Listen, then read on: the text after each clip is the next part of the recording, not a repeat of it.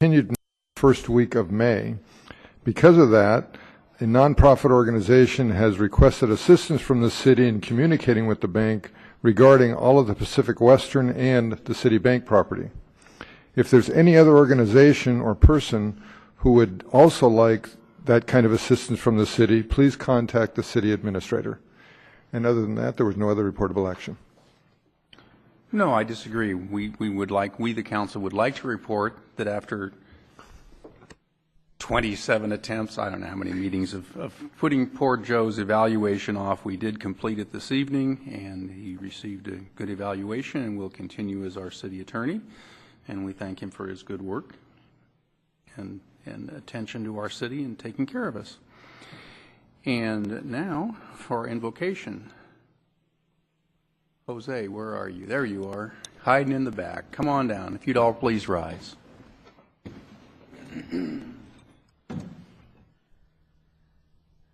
Our Father and our God, we come to you in the name of our Lord Jesus Christ. We thank you, Lord, for everything you do for us. We thank you, Father, for the liberties that we enjoy in this country. And we pray, Lord, that as we conduct the business of this city, that you may give us wisdom to benefit the members of this community, of this city. And Father, we just thank you for everything and all your blessings. In Jesus' name, amen. I pledge allegiance to the flag of the United States of America and to the republic for which it stands, one nation, under God, indivisible, with liberty and justice for all.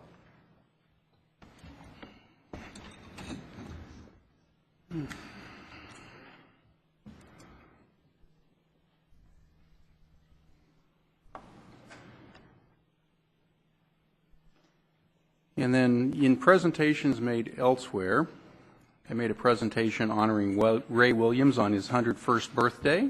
Congratulations to Ray and his wife, who will be celebrating their 75th wedding anniversary and her birthday, 86, I think.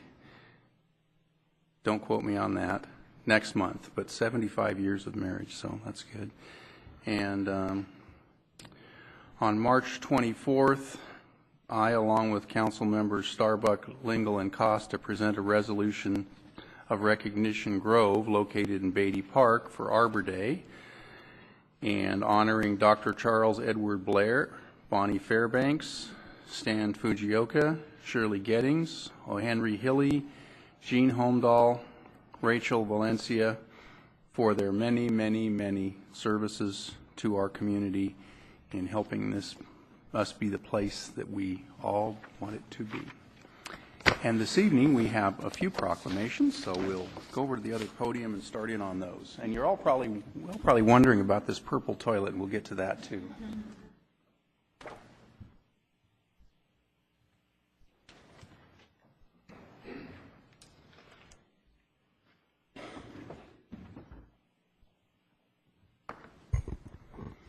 Okay, National Public Safety Telecommunications Week. Come on down.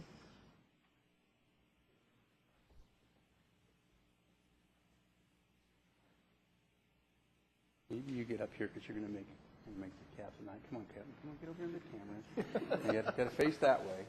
You can't hide out. All right. A proclamation for National Public Safety Communicators Week. Whereas the Congress and the President of the United States have designated April 8th through 14th, 2012 as National Public Safety Telecommunicators Week, and whereas emergencies that occur at any time require the prompt response of police, fire, or medical services, and whereas the professionally dedicated public safety dispatchers of the Lompoc Police Department are the vital link between the citizens or victims and the public safety provider, who may save their life or the life of a loved one, apprehend a criminal, or save their possessions from theft, fire, and whereas the safety of our police officers and firefighters is dependent upon the quality and accuracy of the information received from citizens who telephone the Lompoc Police Department Communications Center, And whereas the critical functions performed by these professional telecommunicators 24 hours a day,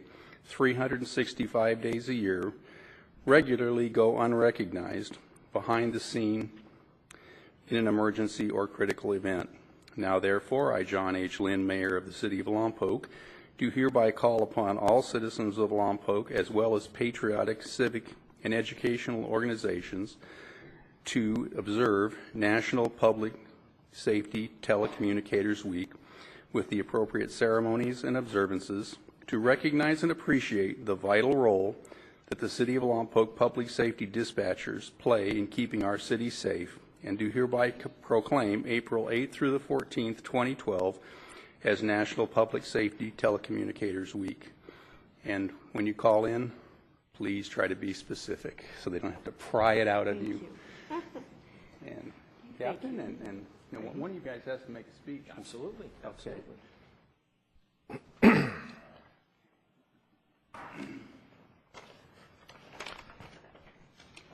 Mr. Mayor, thank you, first of all, for your kind words, and also to the council as a whole for recognizing our public safety dispatchers. Thank you. Thank you for that. And, Mr. Mayor, also I want to thank you for keeping your praise succinct and brief, simply because dispatchers don't know how to take compliments. They rarely get them. So thank you for that. On a daily basis, though, they are often subjected to foul language, insults, and any number of comments that would surprise many of you, I suspect. They are the most verbally abused civil servants in the history of public safety. It's far too rare that they hear the words thankful. Thank you. What they do hear quite often is an officer's broadcast of a foot pursuit for a wanted felon. They can hear the tension in the officer's voice, and with an uncanny accuracy rate, gauge the level of anxiety the officer is feeling. This is because in an agency our size, the officer isn't just a coworker, but he's our family and our friend. They know the officer's voice and can hear the excitement, the uncertainty, and sometimes the fear. The experience of a foot pursuit means different things to an officer and to a dispatcher. To an officer, it means excitement, the thrill of the chase, and the opportunity to put a bad guy in jail and make our city just a little bit safer. And almost always the officer feels a sense of accomplishment in what he's done. A dispatcher's experience is a little bit different, however. They share the officer's excitement, but when the radio broadcast is abruptly cut off, they don't know if it's because the officer is placing hands on a suspect or placing hands on the gun he's struggling to keep on his hip. They don't know if the next voice they'll hear will be the officer broadcasting code 4 with one in custody, or if it's going to be the chilling voice of their partner advising, officer down, officer needs help. The 30 seconds that it takes for an officer to apply handcuffs to a suspect in the field happens pretty quickly. In the dispatch center, it's a lifetime. The possibilities that a dispatcher imagines can be agonizing, yet all they can do is wait. The natural thing to do is get on the air and ask, what do you need? How can I help you? But dispatchers can't do that. That frequency needs to remain free and clear so the primary officer and responding units can coordinate resources to successful conclusion of their mission. So we ask our dispatchers to do something somewhat unnatural, is to wait, something that goes against their very instinct to help the officer in the field. But they do it. They do it every time. This is testimony to the discipline and the professionalism that our dispatchers show on a daily basis. The dispatcher's job is not an easy one, and most of us here, quite frankly, couldn't do it. So for that, I want to thank the council again for acknowledging our dispatchers and what they do, and for recognizing the week of April 8th, 2012, as National Public Safety Telecommunicators Week. Thank you very much.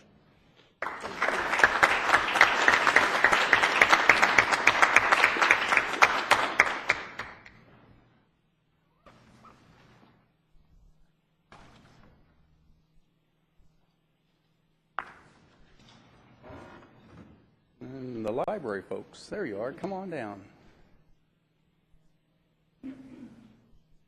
Bashful today? Okay. This is a proclamation for National Library Week. Whereas the Lompoc Public Library System provides free access and a unique community gathering place for all residents and visitors to our city and nearby communities of Vandenberg Village and Buellton.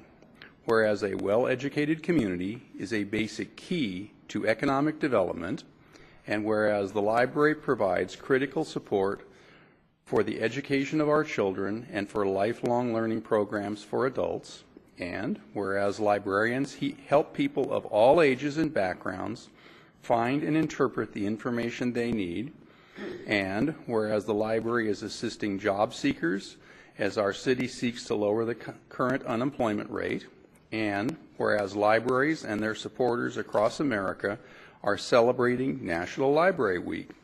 Now, I, therefore, John H. Lynn, Mayor of the City of Lompoc, California, do hereby proclaim April 8th to the 14th, 2012 as National Library Week, and encourage all residents to visit the library often and to take advantage of the wonderful library resources available at our library. Thank you. Thank you. Now you have to give the official speech. Thank you, Mayor Lynn and Council, for recognizing National Library Week. For those of you who don't know, my name is Ashley Chavez, and I am the Adult Services Manager at the Lompoc Public Library. And I just want to take a brief moment to encourage everyone here to take a moment and go rediscover your library. If you haven't been there recently, just in the last week, we've made a lot of changes. We've moved furniture and collections to try and make our space meet the community needs and different requests that we've been having from library patrons. So I really encourage you to go there and take a look around, see what we've changed, and I'm sure you'll find something that you'll enjoy at the library. People get really surprised by what we have, so definitely try it. The other thing I wanted to mention is that as part of National Library Week, we always have a program that we invite the community to attend, and it's a way for us to honor our library volunteers who dedicate a lot of time to the library, and we couldn't run the library without them. So on April 12th at 7 p.m. in the Grossman Gallery of the library, we'll be having a program called The Right Lawn for Lompoc. And we'll have two presenters, David Frost, who is an author of Reimagining the California Lawn, will be there, and Al Thompson, a local gardener. So I really encourage anyone who's curious about those topics to attend. I think you'll enjoy a really lovely program. So thank you again for recognizing National Library Week. It's a very special place in our community, so thank you.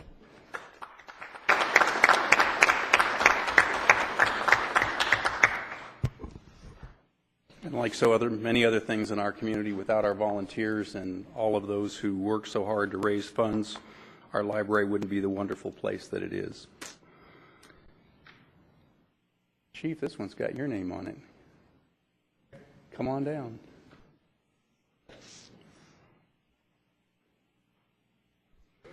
I'm positive. A proclamation regarding Distracted Drivers Month.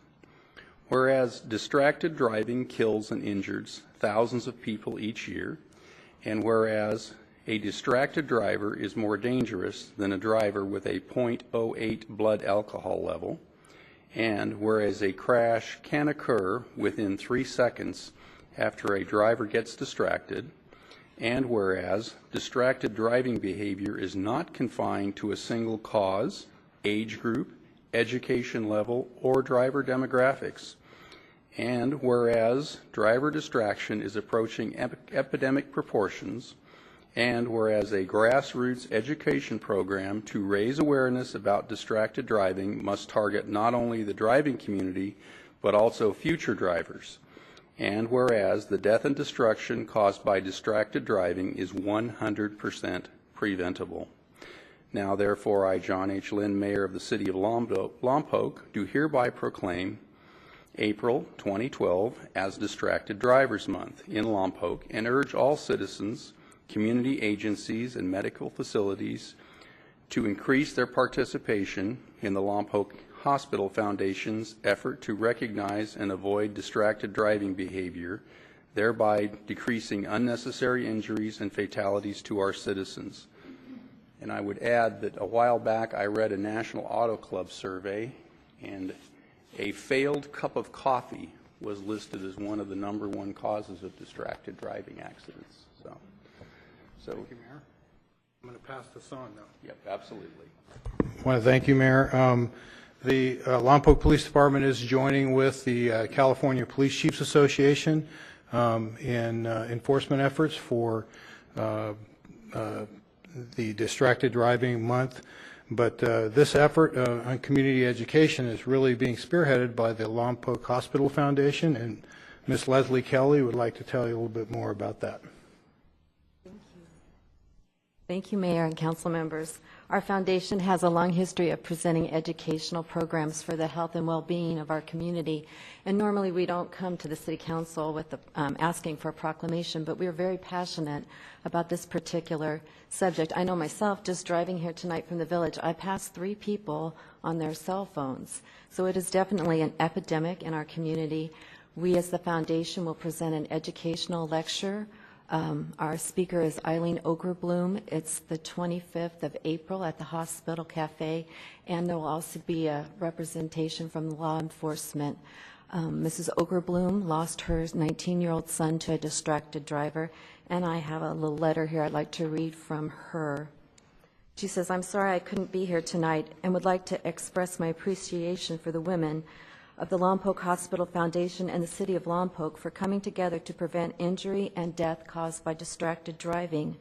My 19-year-old son, Eric Ogerbloom, in the summer of 2009, while riding his bicycle on a straight road in broad daylight, was struck and killed by a distracted driver. He was a brilliant, athletic, and talented young man, but most of all, he was kind, gentle, and compassionate. The day he was killed, he was training to join the Berkeley cycling team. His cycling jersey came 2 days after he died. His life ended because someone wasn't paying attention to the task of driving. His death was 100% preventable. Prevention starts with awareness, and this proclamation is a strong statement of awareness and a huge step of action. Distracted driving is impaired driving that puts everyone on the road at risk. Thank you, Lompoc, for your efforts to eliminate distracted driving. Your community action is honorable and wise." And we have some pledges. We'll be passing out pledges for probably the next 3 months through various organizations and public areas, asking people to sign a pledge that they will not drive distracted. And I'd like to leave some of those pledges here for the City Council. Thank you.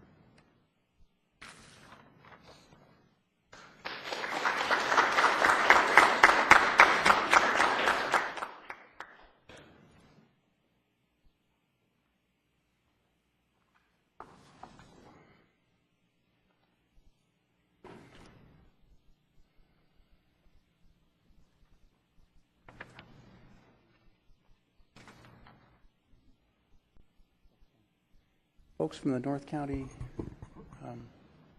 rape crisis? Hi. Did they send you all alone? Oh, that's right. It's the fundraiser. Come on over here. Come on over here.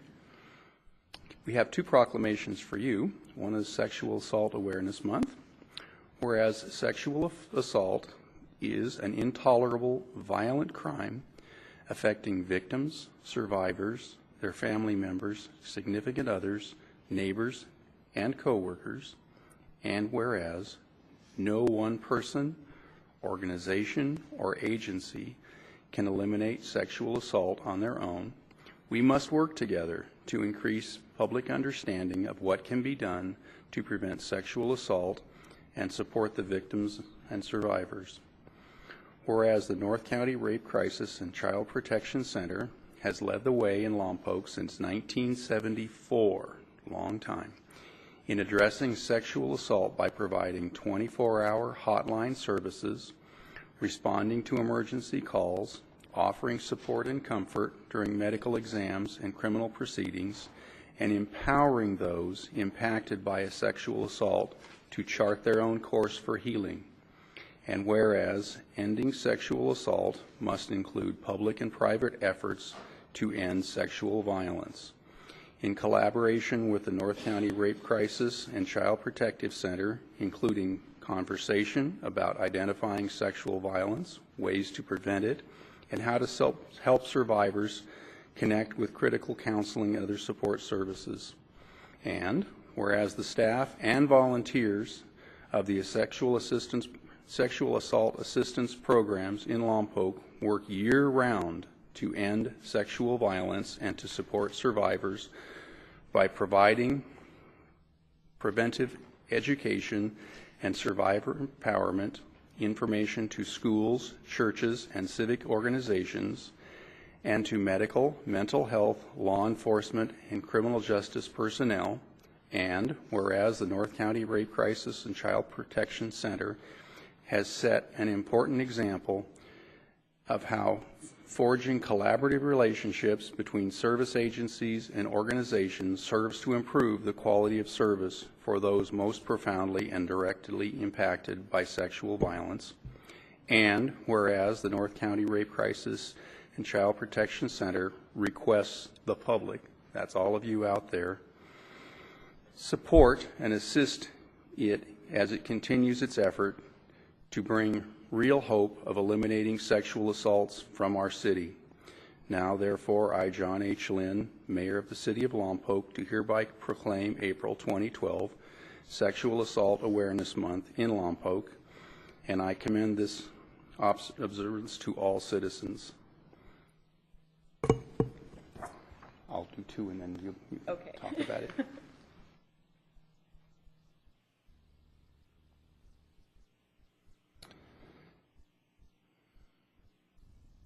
Perhaps this is the harder one. Proclamation for Child Abuse Prevention Month. Whereas child abuse and neglect is a community condition and problem, and finding solutions depends on involvement among people in the community, and whereas the effects of child abuse and neglect are felt by whole communities and need to be addressed by the entire community. That's all of us. And whereas the North County Rape Crisis and Child Protection Center has been committed to educating our community on child abuse prevention and are sponsoring several events throughout the month to heighten public awareness of abuse and neglect in the city of Lompoc. These events will provide information and materials that support families to prevent child maltreatment and celebrate people who work with and support children and families. And whereas effective child abuse prevention programs succeed because of partnerships created among social service agencies, schools, religious and civic organizations, law enforcement agencies, the business community, and the residents. And whereas all citizens should become more aware of the negative effects of child abuse and the importance of prevention in the community, and become involved in supporting parents to raise their children in a safe, nurturing environment. And whereas a full month of recognition and activities has been promoted by the North County Rape Crisis and Child Protection Center to increase awareness of child abuse and create solutions. Now, therefore, I, John H. Lynn, Mayor of the City of Lompoc, do hereby proclaim April 2012 as Child Abuse Neglect Prevention Month in Lompoc, and call upon all citizens, community agencies, religious organizations, medical facilities, businesses, and residents to increase their participation in our efforts to prevent child abuse, thereby strengthening the community in which we live. And I would personally add that for as long as I have been in the Boy Scouts of America, it's our national good turn, and I hope it's a good turn for all of you.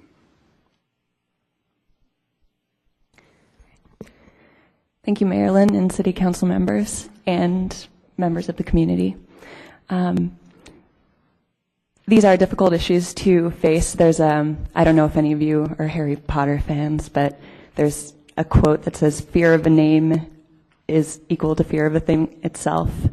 And when we don't give a name to child abuse and sexual assault, when we're afraid to confront it, we are not doing the victims and the survivors a service.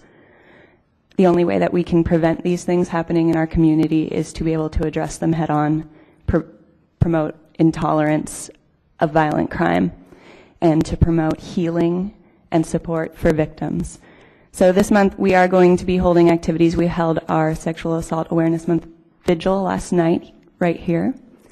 And throughout the month, we invite you to come and visit us. We're right across the street. We're the heart with the heads on the inside. We have plenty of materials there that will let you educate yourself on the truth of sexual violence. The fact is that child abuse and sexual assault are very linked together. These two issues are inextricable. Most rapes will occur before the age of 18, before the victim has reached the age of 18.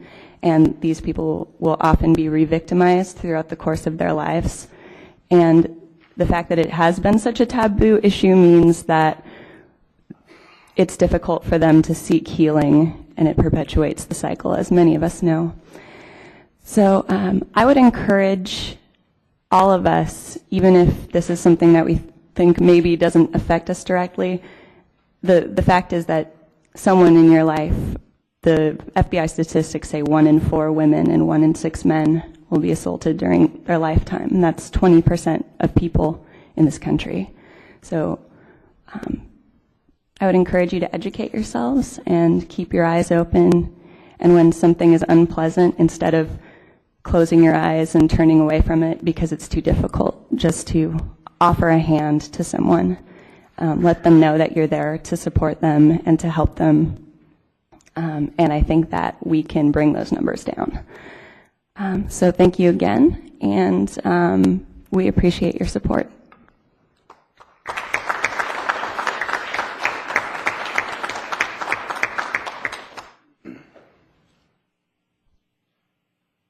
There's an old story out there that says a village raises a child.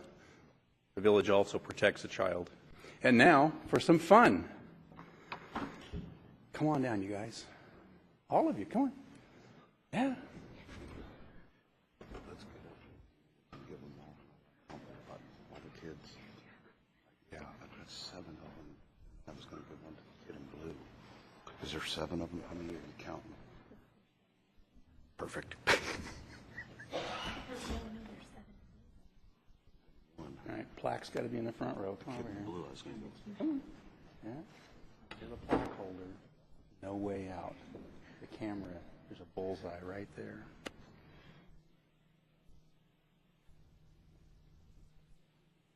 Here we go. This proclamation is commending the Vandenberg Air Force Base Torch Club for winning the Living Hearts and Hands National Campaign. Whereas it is the practice of the City Council of the City of Lompoc to honor events and participants of significance in Lompoc, and whereas the Vandenberg Air Force Base Torch Club is a local preteen community service club within the Boys and Girls Club, with members between the age of 9 and 13 years old, who have learned the significance of helping others in need and eagerly participate in charitable service and support initiatives that make a commendable difference in other people's lives.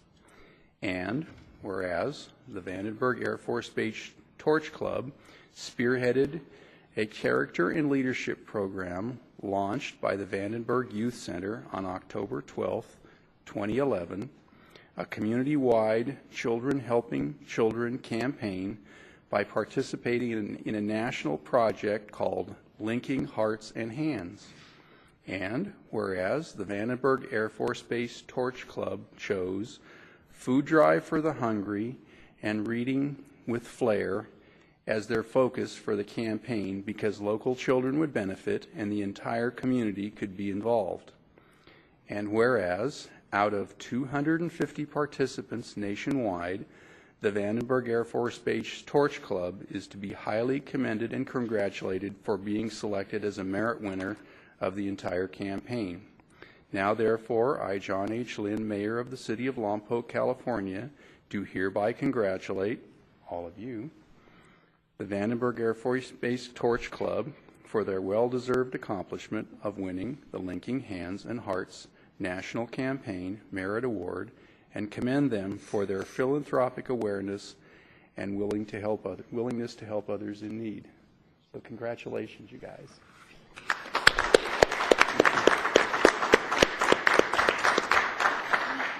All right, who's going to be the acceptor and the speaker? All right, there you are. Here's your proclamation. Step right up and say your name. Go ahead.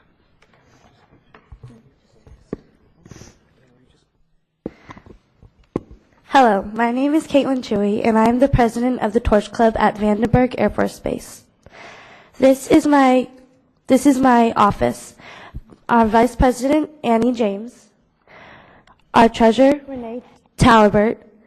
Our secretary, AJ Herrera, and our master of arms, Jeremy Edgen, who could not be here today. And these are our members: Cameron Huff, Sage Victoria, Elizabeth McDowell, and Elizabeth McDowell. Mr. Buddy, our advisor and mentor. Our Torch Club has launched a community-wide children helping campaign. The project is a partnership between Boys and Girls Club of America and Staples Foundation. Preteens community service clubs have helped others, youth in need, through linking hearts and hands. At our meeting, Mr. Buddy asked us to pick a project. One of the members asked if we could pick two. So we did, and we picked food drive for the hungry and reading with Flair. We worked very hard, and Mr. Buddy made sure we stayed on task.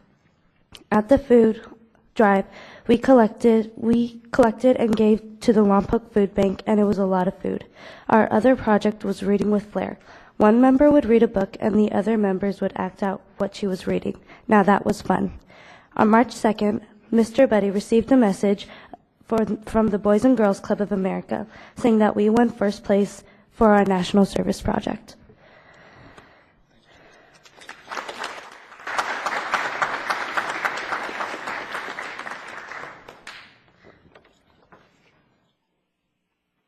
Don't run away. Council's going to get something for you.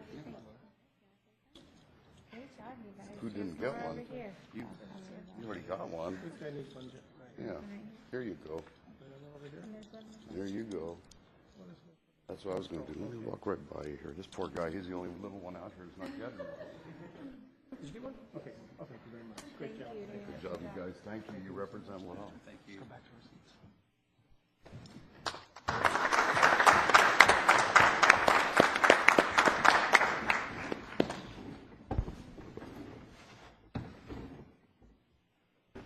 I also wanted to just share for a quick second an email I received today from the food bank on behalf of the Empty Bowls fundraiser last week, and they raised through that effort 10% of the entire cost of operating or providing the food through the Lompoc Food Pantry for the year. So great job on behalf of everybody that participated.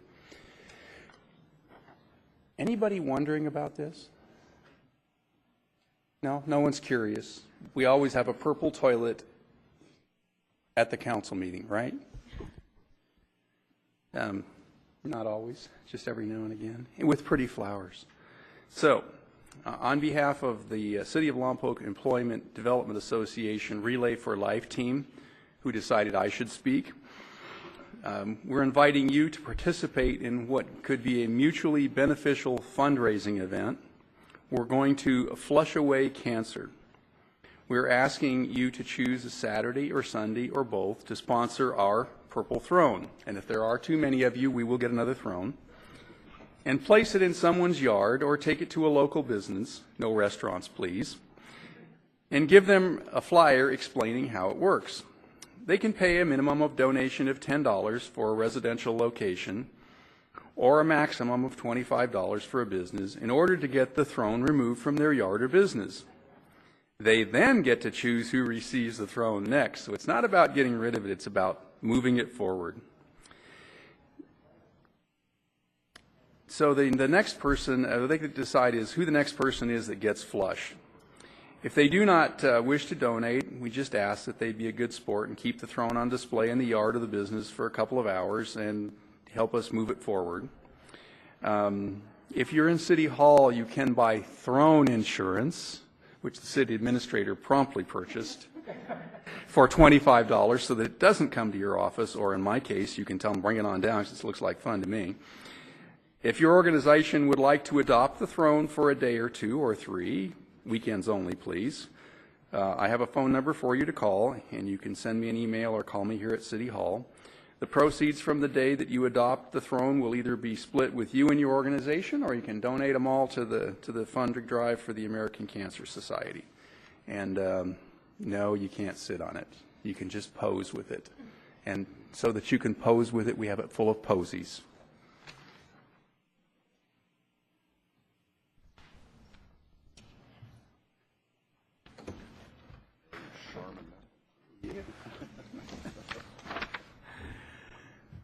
Okie doke. Now we'll do the business. I think we did all the fun stuff and the important things.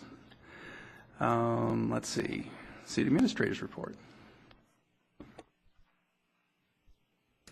Honorable Mayor, City Council members, audience and viewers, it is my pleasure to announce the dedication ceremony at the Dick Dewey's Community and Senior Center is scheduled for Friday, April 27th, 3 p.m. at 1120 West Ocean Avenue. The afternoon will feature tours, program information, demonstrations, refreshments, and much more. So save the date, and official invitations and notices will follow soon. And for information regarding the dedication ceremony, please contact Recreation Manager Mario Guerrero at 875-8095. And 3 p.m. is the time. And that is the 27th of April.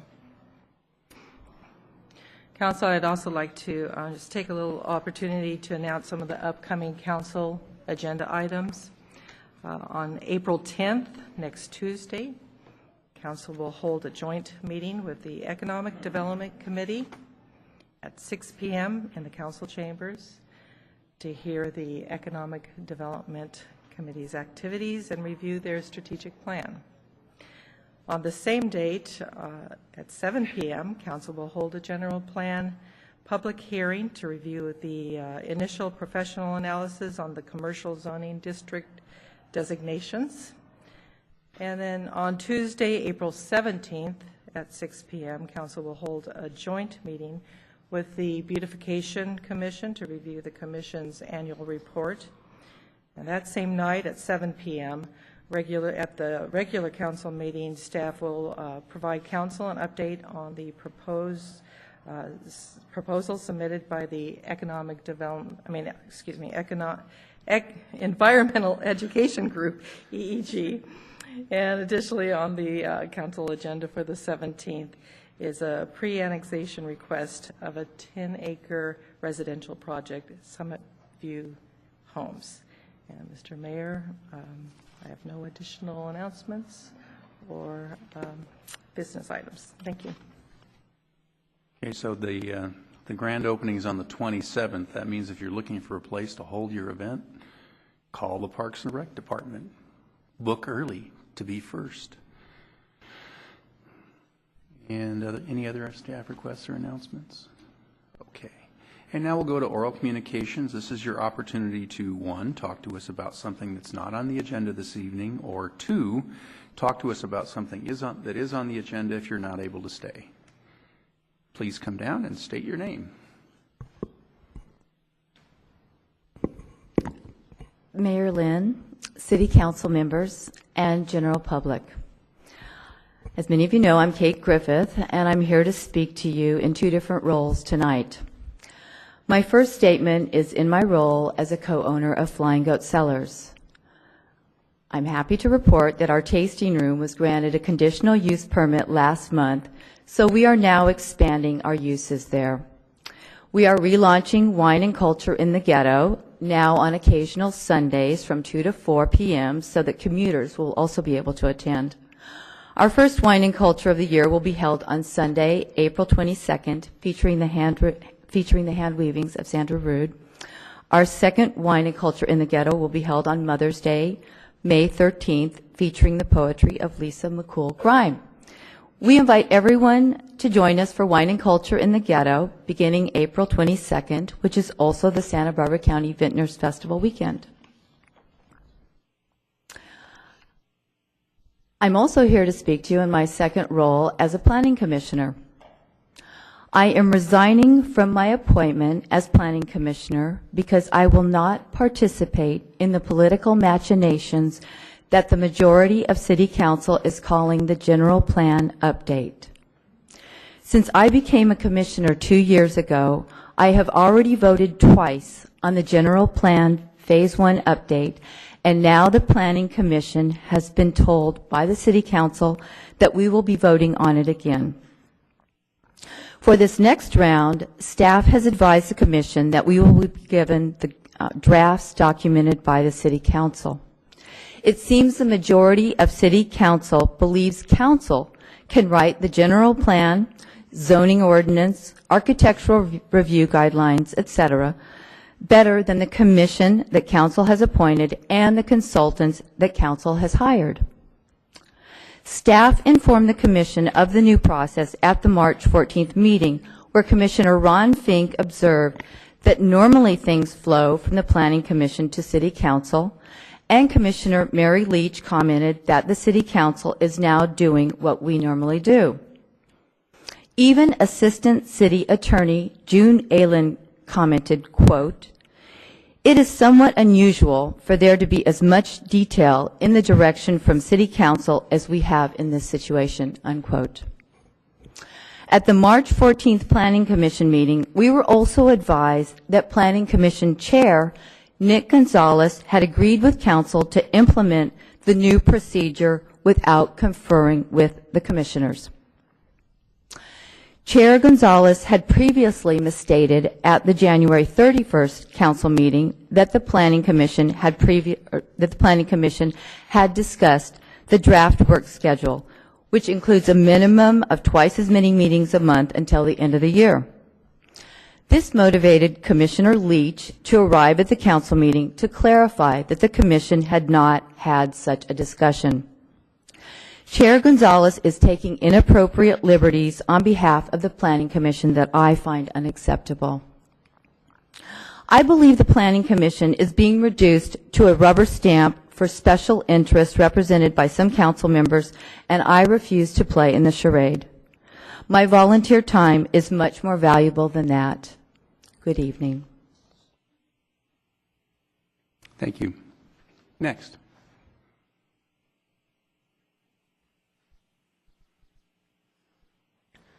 Good evening, Mayor, City Council, and staff members. My name is Kathy Smersler, and I'm a resident of Lompoc and acting chairman for marketableu.org. And I'm here tonight to tell you about a dream I had. In that dream, I saw classrooms filled with people learning skills that would improve their lives, whether their goal was to get a better job or enhance their current position. I saw students learning different skill sets, different languages, and even new hobbies. Like a dog with a bone, I just couldn't let it go. Today, that vision has become a reality. With the aid of a dedicated board of volunteers, marketableu.org is opening a virtual learning lab where people can learn the Microsoft suite of applications, the Adobe application suite, animation, graphic design, web design, time management, photography, business applications, English, Spanish, videography, home computing, audio and visual effects, QuickBooks, and the list grows longer each and every month. So a lot of people ask me why I didn't just point people in the direction of these classes so they could take them at home or at work. Why did you create the lab? The answer is simple: money. The classes being offered range from $375 to $400 per year. Plus, you'd need an internet connection and a computer or tablet in order to study with these online classes. Our virtual learning lab offers it all. We provide the computers, the internet access, and the software. We also provide staff ready and willing to answer questions as they come up. No waiting for an email or having to call tech support. And the best part of it is the cost. Lompoc residents need to volunteer 1 hour of time for each 10 hours of training, Monday through Friday, and 1 hour of volunteer time for Saturday sessions. Students must also purchase a thumb drive at the cost of around $7. So let me indulge myself a minute here and recap for you. Traditional online classes, $375 to $400 a year. Cost of a computer and internet connection, roughly $800 for a year for a low-end laptop and a slow internet connection.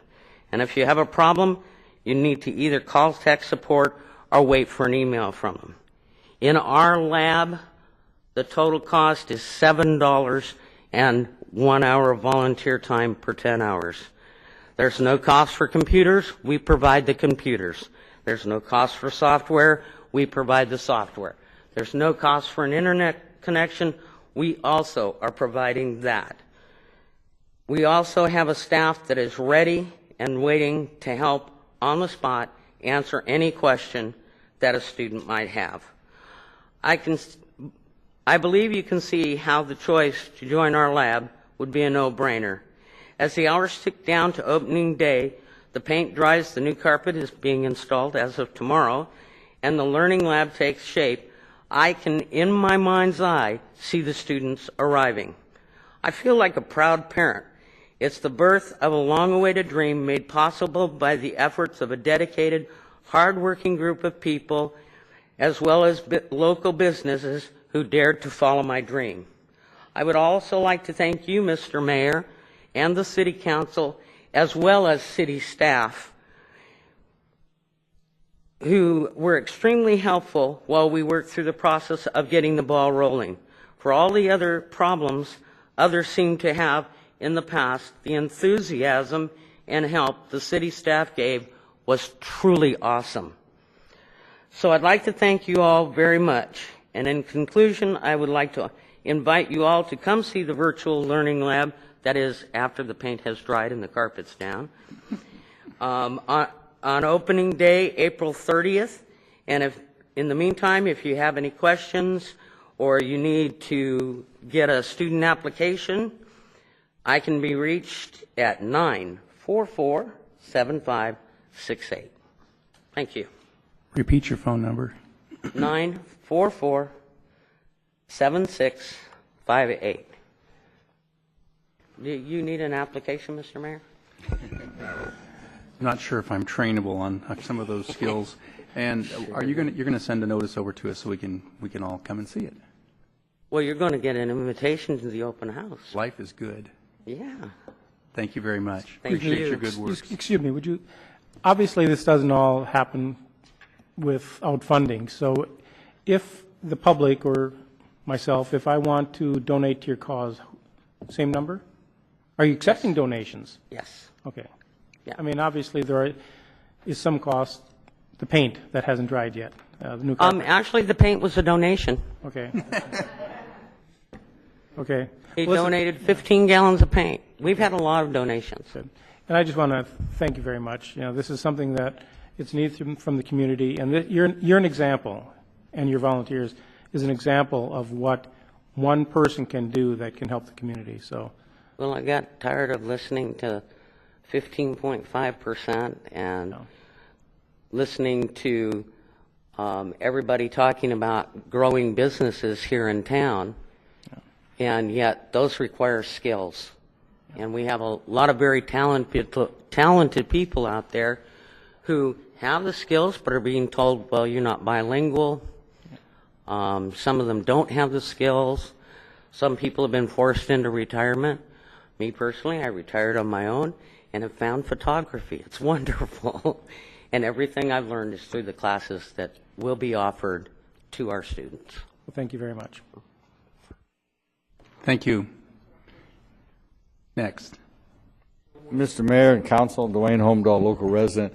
Just here on the positive, nobody said it up at the council already, but 2 Sundays ago or Sunday before last, we had a fantastic event at the ghetto. They sold out. The Lord was with us, and everybody prayed to keep the rain away until 2:30. Sold out by 2:15, and then it poured the rest of the afternoon. So, and nobody left because they'd already paid their bill. They got their $30 in, and they're not going to walk off and leave $30 of wine behind. But it was a fantastic event.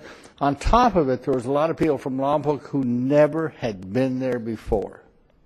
And the advertising's getting out, and I think that's what's great. And I understand there's some more wineries coming in, and that Lompoc is very much involved in the wine industry. And that was my problem. Everybody said all I cared about is the wine industry. And I always said, well, that's the only one coming to town and bringing business. So I think it's an excellent event. The people are coming in from outside, from the local area, to let them know. And I think the council's done a good job on that. The other thing I want to thank you for, I'm stiff and sore tonight because I went up to the new park, did Frisbee golf 9 holes. I tell you what, it is tough. I'm not going to go home and take a hot bath, but it worked out good. There's a lot of young people up there and older adults like myself. But it's good to have that up and running. So I just want to thank you all for that. But I think the idea that keep it out to let the people know we got what's going on in the ghetto and the rest of the area, the amount of wineries. And the other plus to talk about is that we are very much involved in what's the county's trying to do to the wineries in the county. And that's a real plus for all of us. Thank you. Thank you, Dwayne.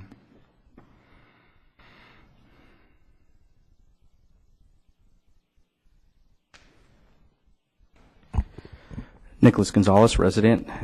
Honorable Mayor, City Council members, I just felt compelled to come up and clarify a couple of comments that were made by Mrs. Griffith. As you are aware, I am also on the Planning Commission as chair. And if you recall, and if you go back to the tapes when Councilwoman Martner was discussing the Planning Commission's willingness and previous conversations, what you had proposed was to include the zoning changes along with the general plan. Well, we had had discussions regarding the need to have more meetings because of the delay and the need to get the general plan done. I misunderstood one of the questions that Council Member Martner had asked, and I responded that we had discussed it. In my mind, I was referring to the fact that, yes, as a planning commission, we were asked to fulfill certain duties as a volunteer, and we were well aware that we were going to have a pretty rigorous schedule to go ahead and complete the general plan, and that's where my train of thought was. I did go back to the Planning Commission and apologize, indicating that, you know, I didn't think that we would object because we are, after all, asked to put up our time to complete certain tasks. That being said, there was, although it, as I stated at that meeting, a pretty daunting task and a bit challenging to do, there was no discussion of not going along with what the council had requested. So I just would like to affirm that. Thank you.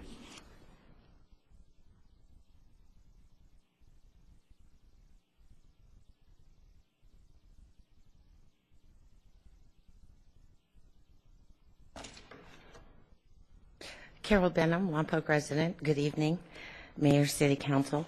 I was watching the beginning of the meeting at home and heard the announcement from your closed session.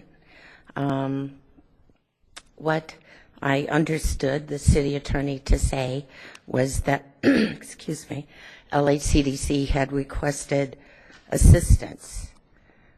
No, it didn't have anything to do with LHCDC. It did not? No. Ah, okay.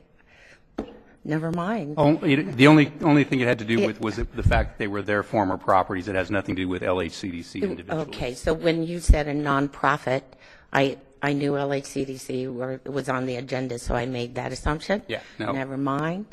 King's X. As Emily Latella said on Saturday night, never mind. Thank you. Be sure and get your free cup of coffee while you're here. Anyone else? Going? Going? Gone. Okay. Coming back to council. With regard to the consent calendar, we have the approval of the minutes of March 20th. The approval, item 2, the approval of expenditures, payroll of $1,262,000, 2 vouchers totaling just over $1 million, resolution in support of the Job Access Reverse Commute JARC grant for the Wine Country Express. And just because I didn't know what that was until I went to the SBCAG meeting, that's reutilization of existing buses to take people in the opposite direction. Usually it's a smaller number of people, but it's cost effective because everything else is already in place. Number 2, the Transportation Development Act TDA claim for fiscal year 2012-2013. This is a statutory requirement. Number 5, recommendation of application for Federal Transit Administration 5307 funds for the City of Lompoc Transit, another statutory requirement. And resolution number 5775 sub 12, approving the request by Caleb Group of Pacific West Communities, Inc. for the City Council consideration of the revisions to a previously approved development plan. The project is located at 1420 East Ocean at the corner of 7th and Ocean. This is the second reading and vote on this. Are there any items on here that council member would like to have pulled? And Councilmember Lingle. Mr. Mayor, I'm not going to have any pulled, but I'll be abstaining from item number 6, since during the council meeting I had abstained from that on that vote. So noted. We'll take that vote separately. And Councilmember Starbuck. Yeah, Mr. Fernberg, I know you're out there. I just have a quick question on agenda item number 3, the resolution in support of the joint access reverse commute. On your way up, I just want to tell you what the question is. On the fiscal impact, you've listed this would leave approximately $5,600 to be contributed by each of the cities of Lompoc, Buellton, Solvang, and Santa Barbara County. I'm just very curious, is everybody on board with this? Do we have an MOU, or are we just hoping that that happens?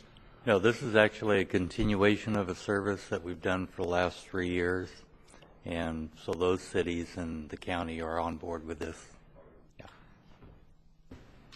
Thank you. Okay, and I would accept a motion for consent calendar items 1 through 5. Councilmember Costa? I move that we accept consent calendar items 1 through 5. And a second. I'll second. And could we vote on that? Oh, I'm sorry, any other discussion? Seeing no lights, could we vote on that, please? That passes 5-0. I'm sorry, 4-0, with 1 absent. And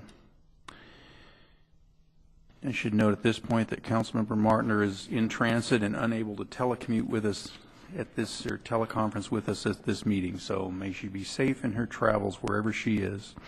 And now a motion on item number 6 on the consent calendar. Okay. Councilmember Starbuck.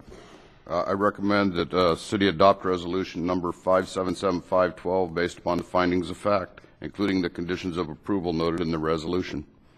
And a second. I'll second. It's been moved and seconded to approve consent item number 6. Is there any further discussion? Seeing none, could we vote, please? And that passes 3, 1 abstention, and 1 absent.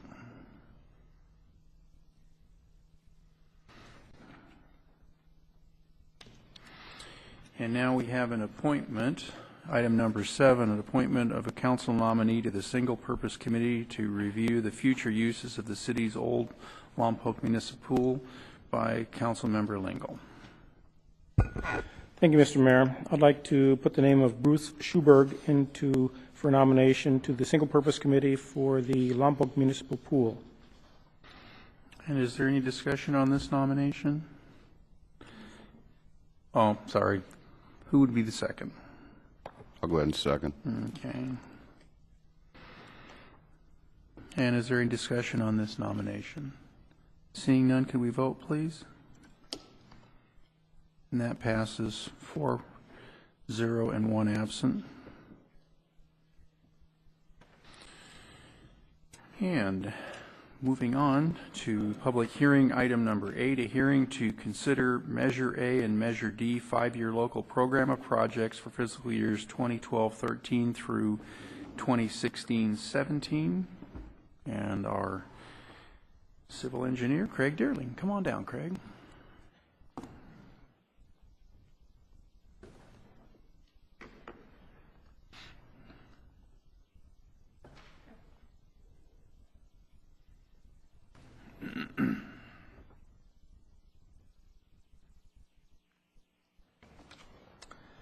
Thank you, Mayor and council members and public.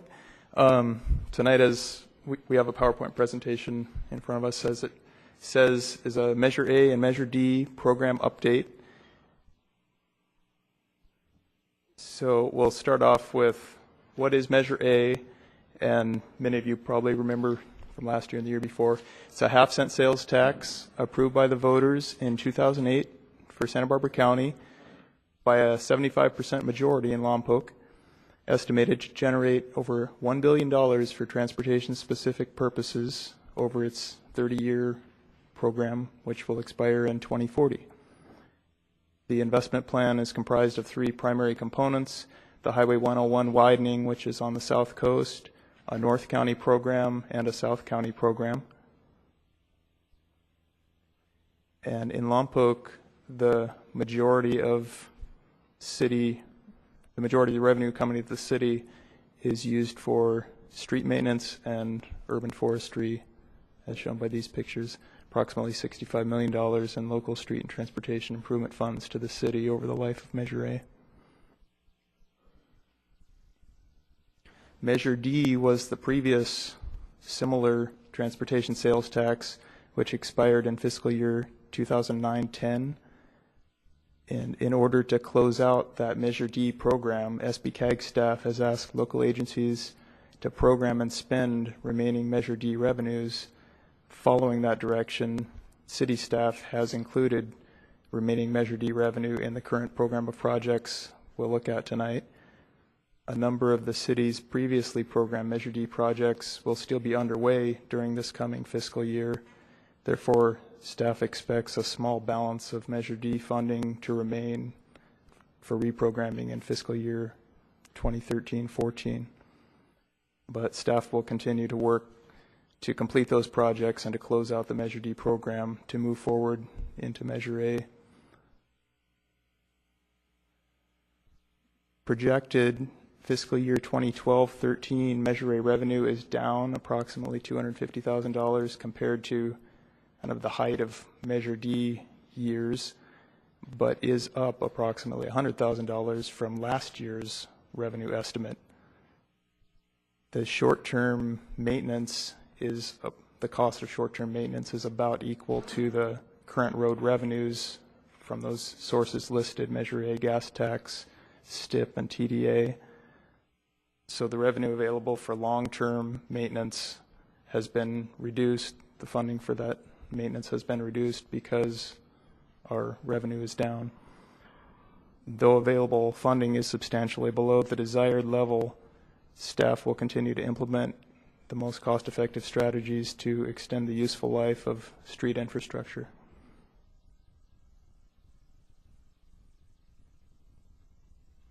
There we go. This year is the first year the city is required to report actual expenditures because it's the first year that we have audited numbers.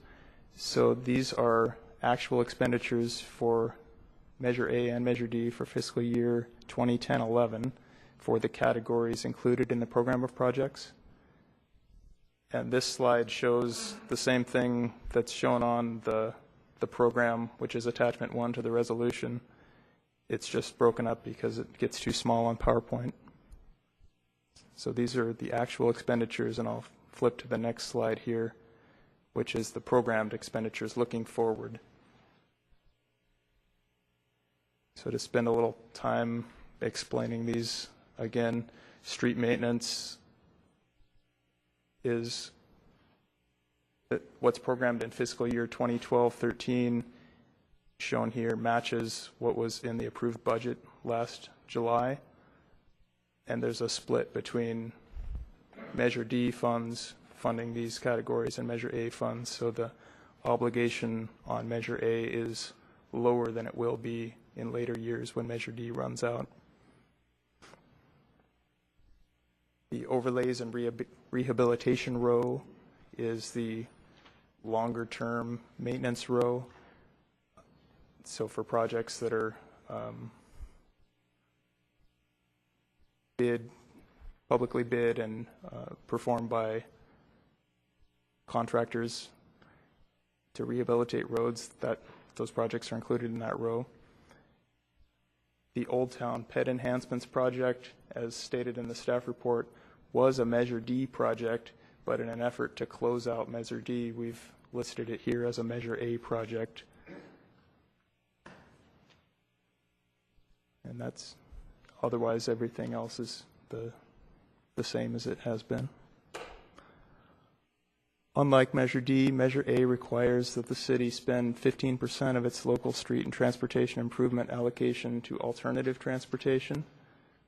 And this is a lower part of the overall program of projects, lower portion of that table, that just shows that we plan to do that.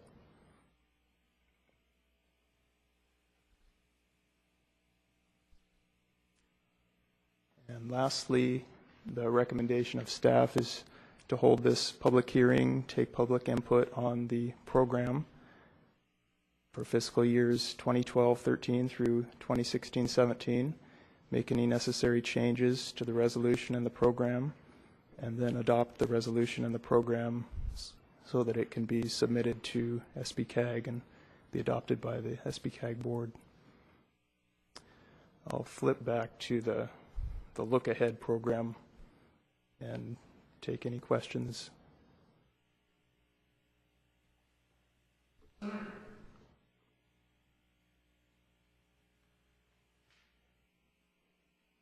Okay, we'll go to Councilmember Starbuck. You want to go? No, go ahead if you got a question. You just didn't have your light on yet. You're a little slow on the switch. Okay. Take a break and we'll get back to you in a minute, Craig. Okay, we'll open public comment on this, and we'll be looking for your thoughts on this plan of work. Alice Milligan, Lompoc. Honorable Mayor, members of the council, staff, and public. I understand that my question may be answered, but I just want to make certain that I'm clear and understand what's been taking place. Just as a matter of history, we submitted to SBCAG 2 grant requests for downtown pedestrian enhancement. The first one we used for, or the city used for, pavers, trees, benches, bicycle racks, lights, and in the area of East or West Ocean and South H and Cypress. And then the second grant was for the same enhancements for North H and East Ocean. And that was delayed because at that time discussion was taking place in terms of development on a corner of North H and East Ocean. We felt that that to go ahead with those enhancements and to have them destroyed as a result of the development wouldn't be wise. So we held that in abeyance. Now, as I understand what the report indicates, that those monies that were part of Measure D will now be transferred to Measure A in order to clear out the Measure D account, but it still will be held and earmarked for downtown enhancements. While I don't like potholes, I like our downtown better, and I want to make certain that that money is held in abeyance for use of that. That's was the intent when the grant was written, and I want to clarify and get a confirmation that that is in fact what is happening. That is in fact what is happening. Okay. Our goal is simply to close out the Measure D Right. accounts at Yeah. SBCAG, and to that end, we'll use, this project will go over into Measure A with Right. the same amount of money earmarked to it, and some Measure A project will go over to Measure D so that the money can be used in this time Yeah, period. we need the downtown money so badly. And while I'm here talking about downtown, I'll go ahead and bring up another topic. We're very fortunate in Lompoc to have wide streets. I think that's one of the real assets of our community, is that we do have wide streets. But when you drive down Ocean Avenue and you look ahead to downtown and further, it seems so vast. And I've often wondered if the city has ever considered asking Caltrans to have trees placed in the median, and I know it may be difficult, but certainly it's worth a try, to bring our streets closer. Like when we look at South H with the trees, it's beautiful. And I think with with trees in the medium, that would bring our streets closer in terms of appearance and have more ambience, more of a cohesive downtown. And I'd like to have the city explore that if it's something that would be viable and the community people would be supportive of it. I think it would make a big difference in terms of the appearance of our downtown. Thank you. Thank you.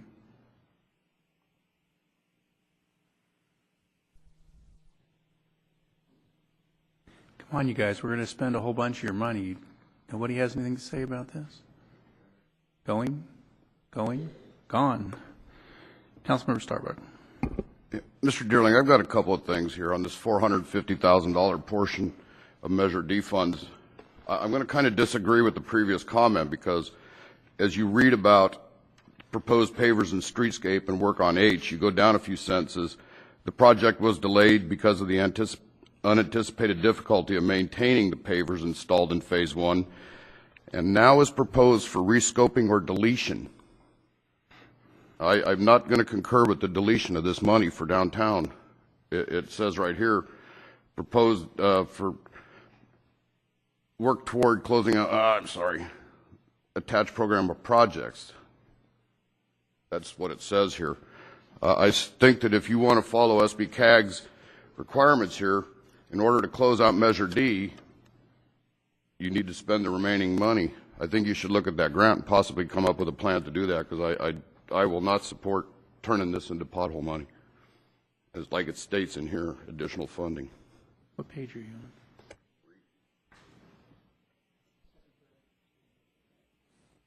Can you speak to that issue for us? Well, I can speak to the fund transfer from D to A. I can't really speak much to the specifics of the old project because I didn't work on it and don't have a lot of background on it. But as far as the transfer goes from Measure D funds to Measure A funds, operationally it shouldn't make much difference which funding source you're using for the project. Just for the sake of closing out Measure D, we're planning to trade it for Measure A funds. Yeah, my recollection is that this council previously voted when we looked at the list of projects last time that this project would continue. Right. And I think the discussion then, if I remember correctly, was looking for an alternate material for the surface of the sidewalks that might be more easily maintained, because the highly porous cobblestone-esque cement things that we put in have turned out to be a maintenance problem, and also water passing through them is causing some difficulty with the bricks in some of the old basements adjoining that. And I think Kevin's here to say something. All right. Yeah, I wanted to add a little bit to that also. That language sounds like it's left over from last year's staff report. At that time, we were asking for direction from you. What do you want to do with this 450? It's been sitting there for a long time. You gave us direction last year. You wanted to keep it in the program of projects. All we were intending on doing tonight is move it from D to A. So that sounds like it's an error that it was just left over. So we intend to keep it in the program of projects. It's there to use however the city decides to use it, and it won't be deleted. So, if I recall correctly, that grant was for benches, pedestrian traffic, trees, that's right. Enhancement. Let's make a plan. That's right. Councilmember Costa. Thank you, Marilyn. Yeah, I can recall at that meeting, I tried to lobby very tough to ensure that those funds would stay in downtown. I know that for a while we were up in the air, so I'm glad that that's been clarified for the community, that they will stay there. And so I actually don't have any further questions, so I would like to call to question if everybody's ready. In the project, the work project, in the spreadsheet that you gave us, which is not the same one that's on the screen, the amount remaining in the Measure D fund was less than the amount that we were going to spend, so we would end up with, once again, a small balance of like $28,000, I think it was. And I'm wondering if there's a way we can resolve that, because my other, it's the difference between, I don't have my magnifying glass, it's way too small.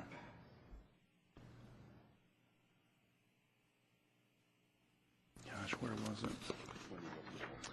I don't know, I read it and then City Administrator, can you save me from this? Because I had my magnifying glass when you and I were talking about it. Oh, here we go, you're we're right. on the right-hand side. Yeah, we show a carryover amount of $816,386 and a total expenditure planned for the coming fiscal year of only $292,307. So you're right, there is a balance of $20-some thousand. I'm wondering if we would be able, and maybe Larry would want to speak to this since he came walking in, if there would be a way we could move some numbers on this chart between A and D so that we could end up with net zero by just doing something different. Larry Bean, Public Works Director. Any of those monies, we can adjust 20% either way. So what we'll do is when we award our next overlay project, we'll use up the money. Okay. We can't call it zero it out right now because there's some Measure D projects that haven't been closed out, and accounting, finance, doesn't have the exact number. Okay. The carryover number we have may be off $20,000 one way or another. But your But objective when we will be award at the the project, we'll do a budget adjustment to get rid of all that money. end. Right on. Thank you. Any other questions? Okay, I can take off my SBCAG hat. And now, Councilmember Costa. Thank you, Mayor Lynn. I move the City Council adopt Resolution Number 5777, 12, adopting Measure A and Measure D, 5-year local program of projects for fiscal years 2012-13 through 2016-17. And a second? Second. And is there any further discussion? Seeing no lights, could we vote? And that passes 4-0 and 1 absent.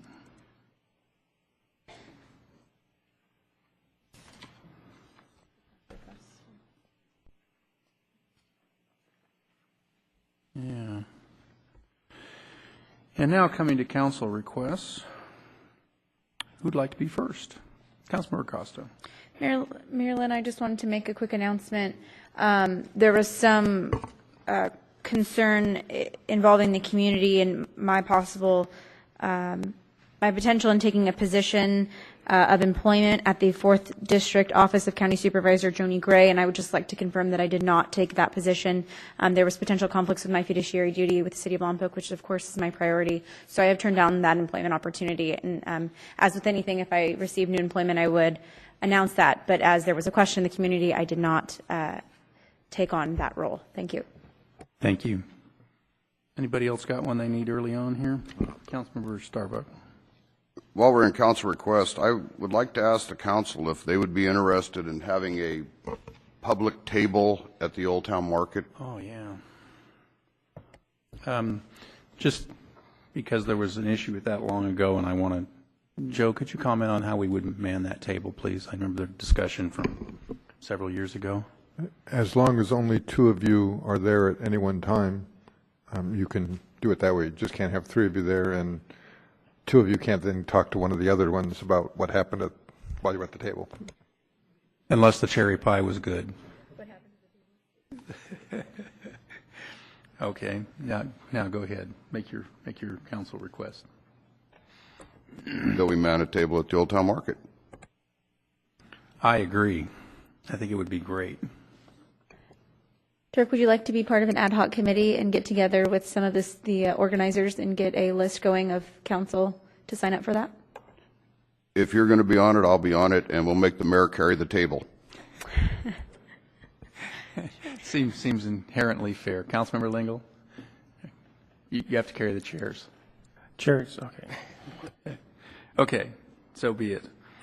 And maybe, City Administrator, if you could agendize that for the next meeting so we could just talk about it briefly about what materials and things we might like to have at our table. No, just let's make sure we do the right thing. Okay. Anyone else have a council request? I guess I should look. No. Okay. Seeing none, we'll move on to a break. We'll take 10. Okay, moving to item number 9, and we have a slight change to the document. Stacy? Wasn't that the one-worder? The computer ate a word? On your attachment of the draft ordinance, page 2, the one that was in your packet, the word city and was left off on the on the original ordinance that was in your packet. But the correct version was posted to the website and made available to the public. Thank you. Everybody got that? Okay. So, new business, consideration of ordinance number 1582 sub 12, amending and adding the solid waste utility to the utility commission functions and responsibilities listed in the Lompoc Municipal Code section 2.56.020. Ron Stassi. Thank you, Mr. Mayor. Good evening, members of the council, staff, and members of the public. If you haven't had the chance to meet the newest member of our commission that joined us at the beginning of the year, Michael Provencio is sitting back there in the back, and he's been joined us as Mayor Lynn's appointee, and we're pleased to have him join us. With respect to this item tonight, as part of the most recent biennial budget process, the City Council approved the reorganization of several city departments and departmental functions. It was effective December 31st, 2011. One of those changes was the transfer of the Solid Waste Division from the Public Works Department to the Utility Department. At its February 13th meeting, the Utility Commission, which acts in an advisory capacity, the City Council concerning the Utility Department's activities, unanimously approved recommending to the City Council that the solid waste utility be added to the Commission's functions and responsibilities. Ordinance number 158212 amends the Lompoc Municipal Code by adding the Solid Waste Division to the Commission's advisory capacity.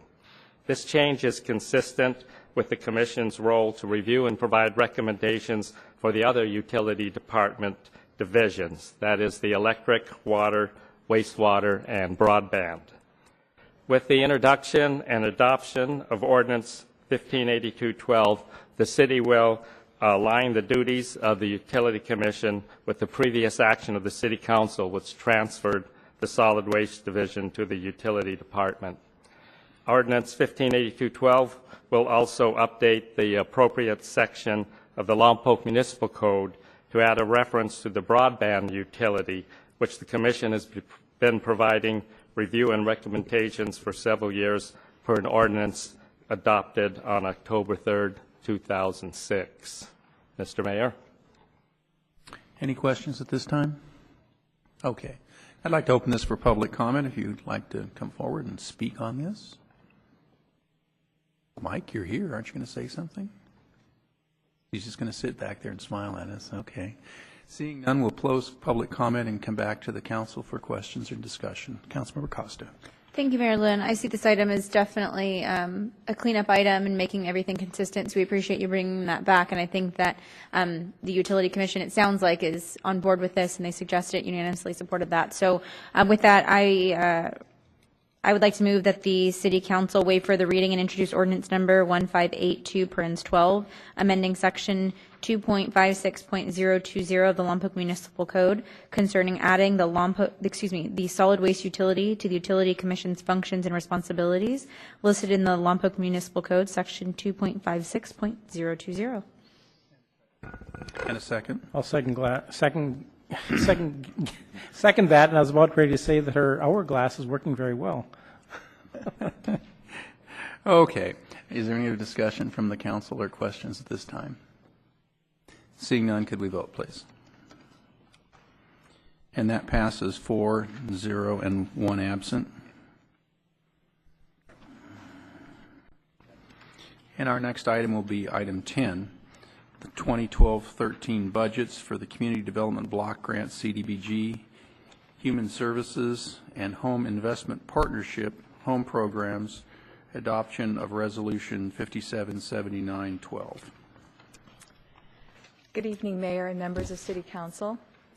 My name is Dinah Lockhart. I'm with the Community Development Block Grant Program, and I'm here this evening to discuss the 2012-13 budget for the Community Development Block Grant Program, the Human Services and Home Investment Partnership Programs, and adoption of Resolution number 5779. The following recommendations are before City Council. That City Council defer making a decision on the selection of capital improvement projects under the Community Development Block Grant Program for fiscal year 2012-13, to provide direction on the consideration of a request by Surf Development Company, Housing Authority of the County of Santa Barbara, for $250,000 in federal home funds, to provide direction on the use of CDBG program income reserves in the amount of $46,288 in order to maintain needed program staffing levels in the code enforcement and loan administration programs, to receive public testimony, direct staff to make any changes, and adopt resolution number 57779, approving the fiscal year 2012-13 budget for the Community Development Block Grant, Human Services and Home Program funds for inclusion in the draft Santa Barbara County Home Consortium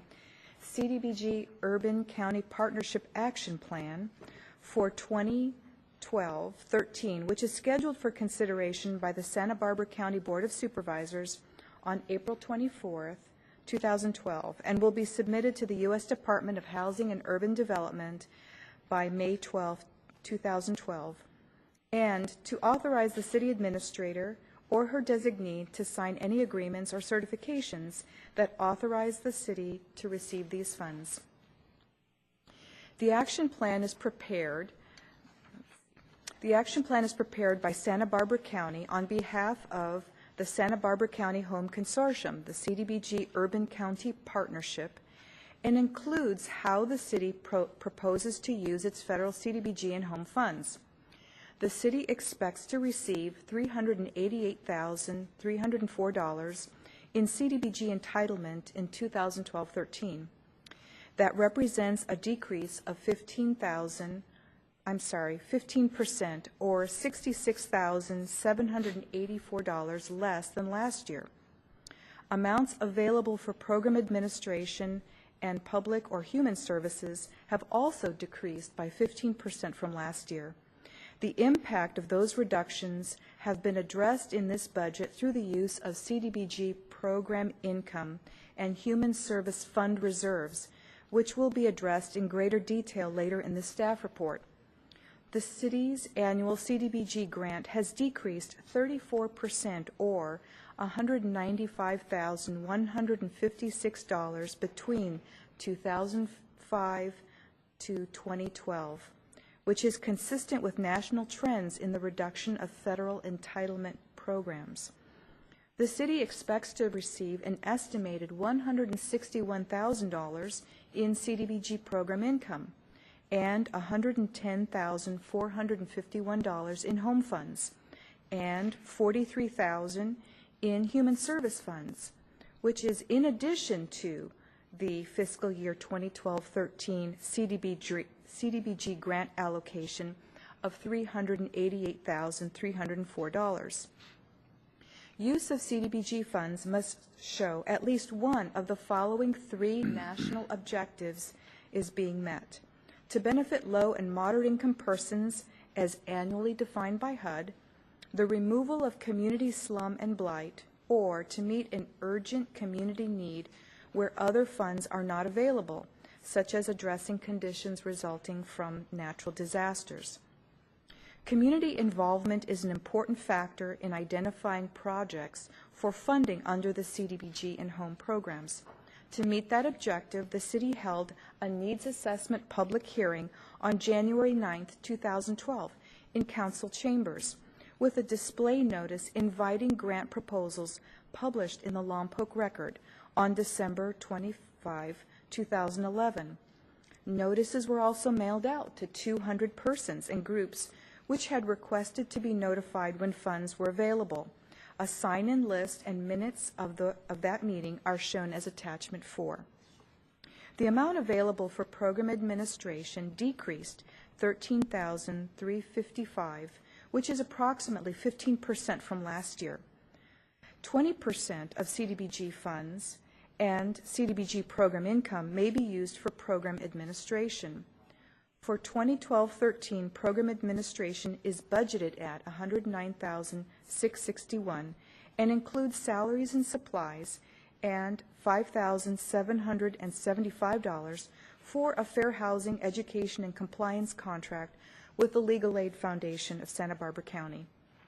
The city's involvement in the county consortium will come up for renewal in 2012-13, which provides the opportunity for the city to revisit this agreement or consider becoming an entitlement jurisdiction again. In brief, being an entitlement jurisdiction would mean receiving CDBG funds directly from HUD and not through the county as a pass-through granting agency.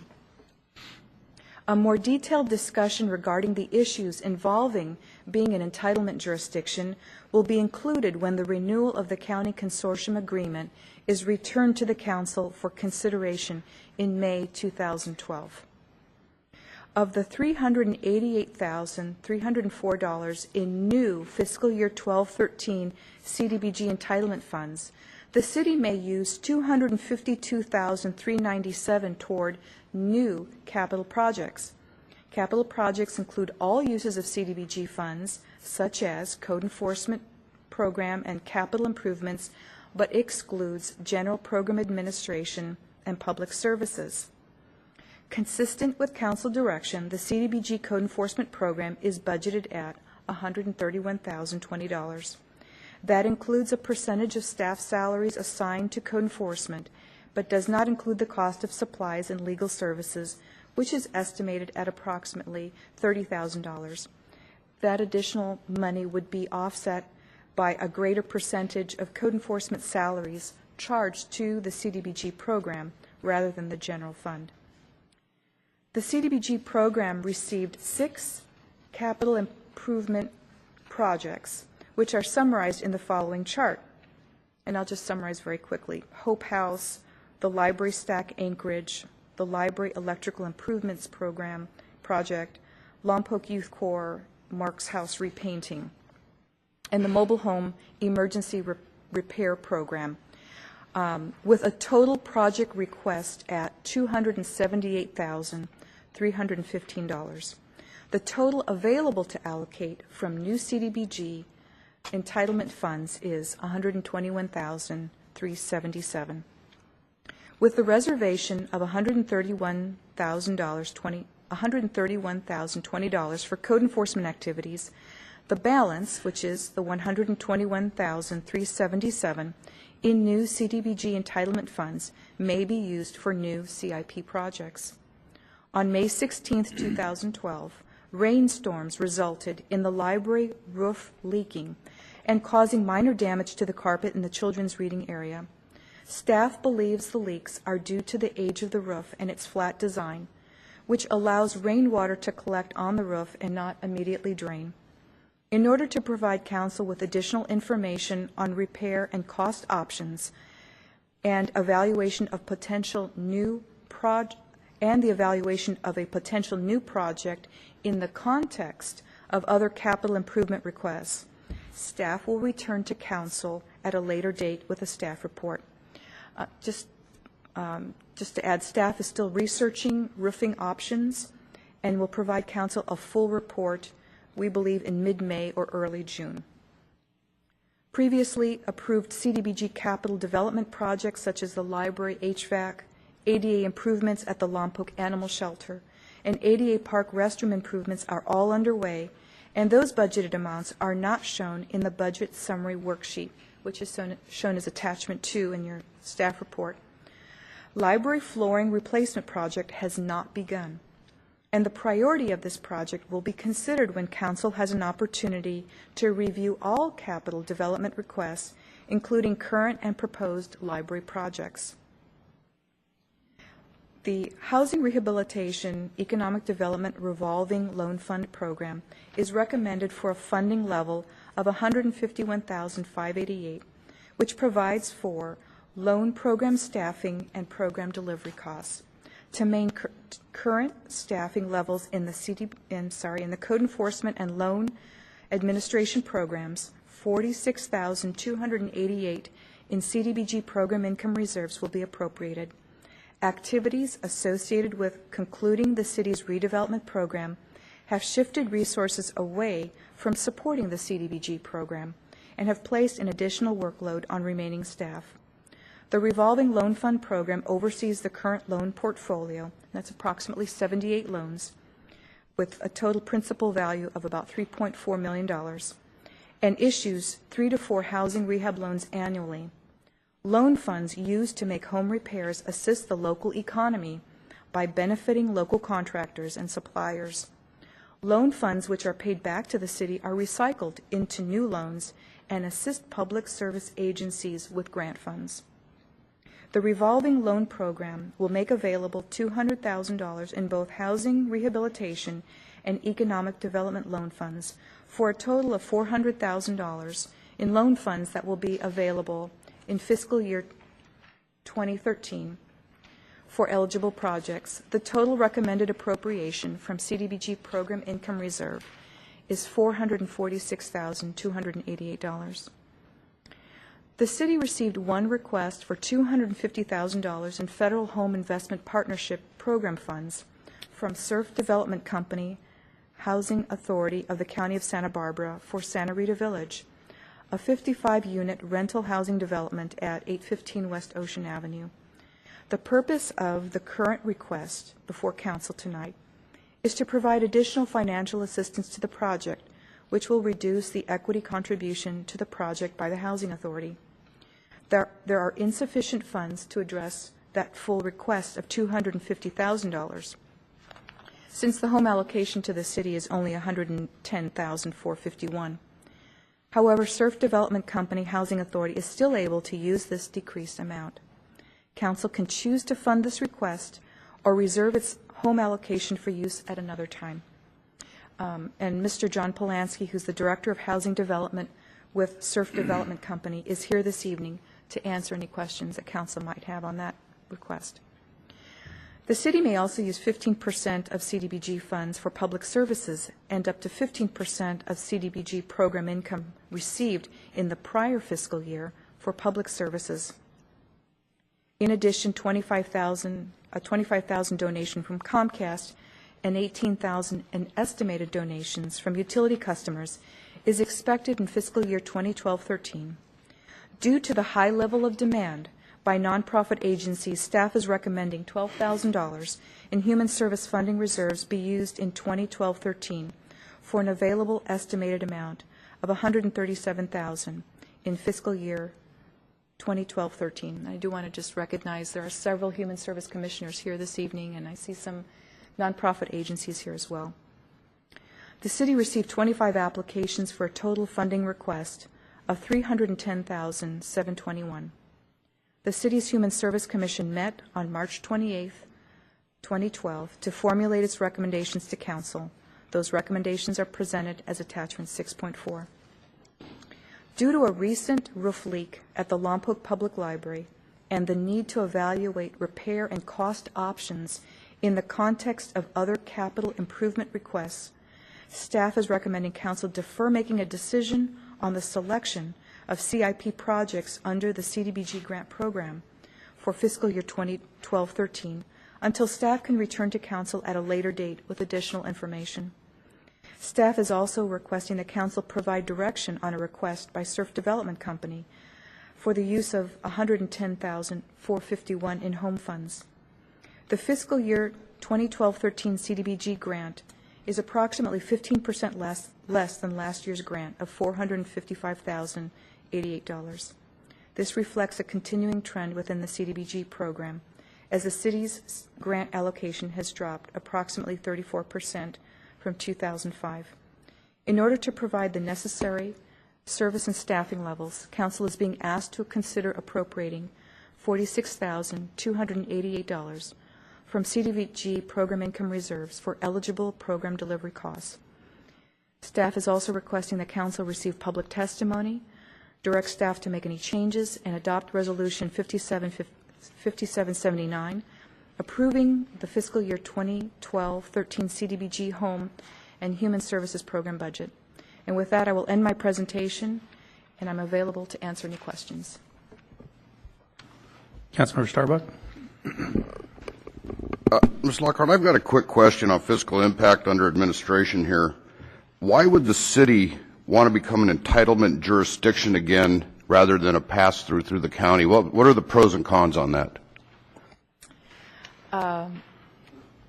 Councilperson Starbuck, that alone would be worth another council meeting. If I got to vote on it, let's get it together and do it next meeting. Yeah, and actually, you don't have to make any decision on that. I'm just asking. As a matter of fact, we expect to receive in the next week or two a letter from the county inviting the council to consider that issue. I guess the one way of summarizing would be to say that the county becomes the primary fiscal agent to HUD with regard to the use of federal funds. So they are primarily responsible for reporting, for monitoring, responding to HUD. They are basically the key liaison to HUD. That is both positive and negative, because in many cases, in order for the county to respond to HUD, they have to ask the city to provide those responses. So we are still involved very much in developing the budget for the use of CDBG and home funds in Lompoc. We still provide end-of-the-year reports to the county to submit to HUD. We still do our own accounting to HUD when it comes to the use of CDBG program income. I don't know. I guess just your question, but those are some of the. I'm just going to say, based on past experience here, it seems like it would be a better position for the county to be in than us, and that's why I would question that. I have other questions too that I'm very curious about. I read this report, and I spent a lot of time going through it again last night, and I started reading the CDBG administration and all the facets that are involved in this, and including the housing rehab and the economic development, which is $151,588. You know, we totaled out at $392,269 in just administration cost here. Mm-hmm. Is that true? What I would like to share on that is that the housing rehabilitation loan program is not general administration. In other words, that is direct program delivery cost. Okay, well, that's still then minus the 151,000. We're still going to come out at 240,000 there. It's still a tremendous amount of money in just the administration of these programs. And this attachments, which one I'm looking at right here, 6.3, is the redeveloping loan, and it says personnel cost, salary, and benefits at 146,588. Supply, service, equipment at 5,000, totaling 151,588. On the housing, rehab, and economic development loan, just the one enclosure. Mm-hmm. That does not include anything listed here for loans. Yeah.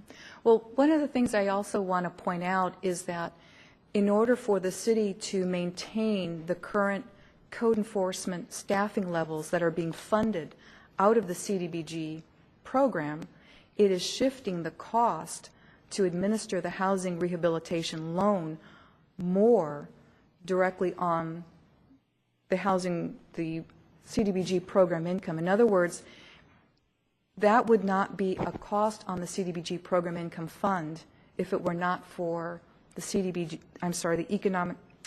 the code enforcement staffing costs that are being charged directly to the entitlement grant. Okay, well, attachment 6.2, the page before that, lists personnel cost, salary, and benefits at $131,020, and no supplies or services. So a total budgeted for personnel cost, salary, and benefits is still $131,020 there. Mm-hmm. And you go to the page before that, attachment 6.1, which is the CDBG administration. Again, personnel cost, salary, and benefits is $73,761. Supply service $3,900, so we're at $77,661. So I mean, these are all just strictly admin fees to run the CDBG program. Is what I'm trying to get at here. They are in fact staff salaries to operate different facets of the program. You are correct. It's a lot of money. If we were unable to operate the housing rehabilitation or economic development loan program, we would be unable to continue to receive that $161,000 annually in CDBG program income. In other words, we need to have the staff and capability to generate loans, to receive loan payments, to make proper accounting of those funds. And you're exactly right. That is a decision that council can make about having that program. But it is well, the cost. even deleting the housing rehab and economic development, you know, you're still at $250,000 in just admin there. And then when you look at the human services funding on it, there's $137,000 there. That's totally to be used for the purposes. I'm just kind of wondering if we're overspending on the administration on this, or if we're within the right ratio of CDBG to admin cost. Mm-hmm. Well, we do adhere to the 20% of the entitlement grant to general administration. And so we do have 20% under administration. We are also budgeting 20% of CDBG program income, which we expect to receive. So we are staying within the allowable caps. The housing rehabilitation delivery costs do not have a percentage cap that's identified by HUD. So we don't have a specific percentage, but we also have, again, a loan portfolio that we administer, and we also have loans that we do, and we respond to the people at the counter every day. So, but I cannot disagree with you on those staffing costs. Let me ask a couple questions with regard to this. What is the size of the loan portfolio in dollars again? I'm sorry, it was It's $3.4 million. And approximately how many individual loans does that And it's represent? 78 loans. 78 loans. And the life cycle of those loans is? It can be as long as 30 years for affordable housing, and sometimes as long as 20 years for a housing rehabilitation loan to a homeowner. What's the more typical rehabilitation, 10? 10 to 15 years. Okay. For some of our seniors, those loans are deferred until the property is actually sold. So that can be any length of time. Okay, and with regard to the 6.2, the code enforcement and the personnel costs and salaries and benefit, is that administrative, or is that actually the code enforcement person that goes out and does the work primarily? These are direct code enforcement salaries. That includes the code enforcement officer. It includes partial cost of staff in the planning division that do code enforcement letters. So we don't pay, obviously we don't pay all of that salary. We pay a proportion that they spend on code enforcement activities. And it's at least 75% of the code enforcement officer, and I believe 75% now of a, and I don't remember her title, but it's a record technician who, that's almost strictly what she does, is code enforcement, letters and investigations. So it's not administrative overhead, it's actually the field personnel These doing are the field work? people. Mm-hmm. Okay, and then with regard to 6.3, the Housing and Rehabilitation Economic Development Loan Program, the $146,000 there is for staff time to administer the overall program and to administer the individual loans. Is that what I'm hearing you say? We do the whole program. We do loan administration, and our staff actually does even more than that. We actually go out to the project site. So we do work write-ups. We work directly with the contractors. We meet with contractors and homeowners. We have a very hands-on working relationship with contractors. We recruit contractors. We encourage them to participate in our program. Again, we go on site. We resolve when there are conflicts, which occasionally do come up. And then you have annual monitoring on all these loans? Yes, we do.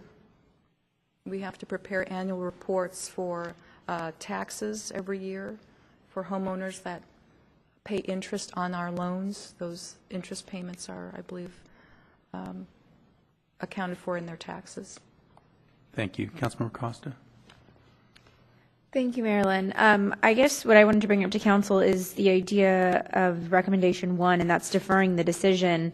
Two of the requests we have in front of us are from the library. One is for the library electrical improvements, the stack anchorage, but then also it's mentioned that the flooring project hasn't gotten started and there may be funds there that we can reallocate. But what we really need to know is have the information for what it would cost to repair this roof. So it makes no sense to do flooring and electrical for sure before you fix the roof.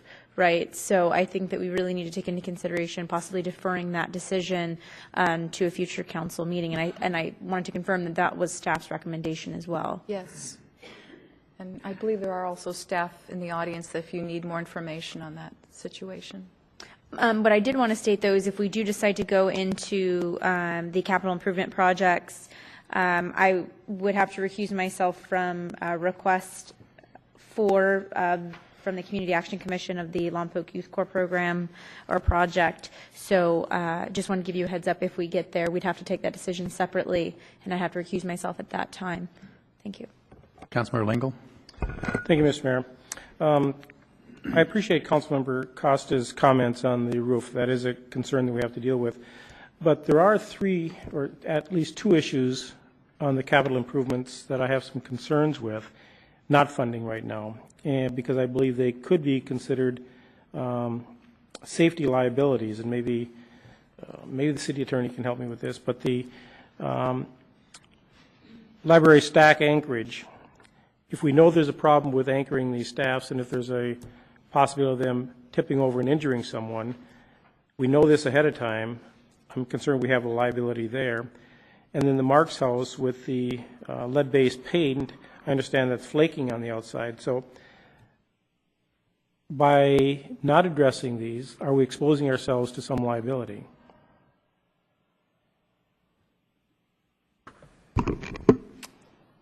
Through the chair,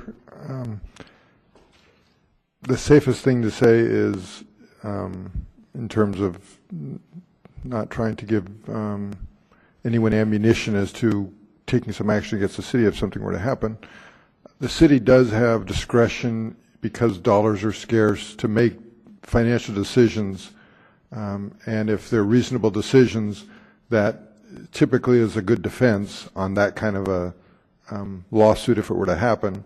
But you never know what happens if you get that lawsuit and get to court. Okay.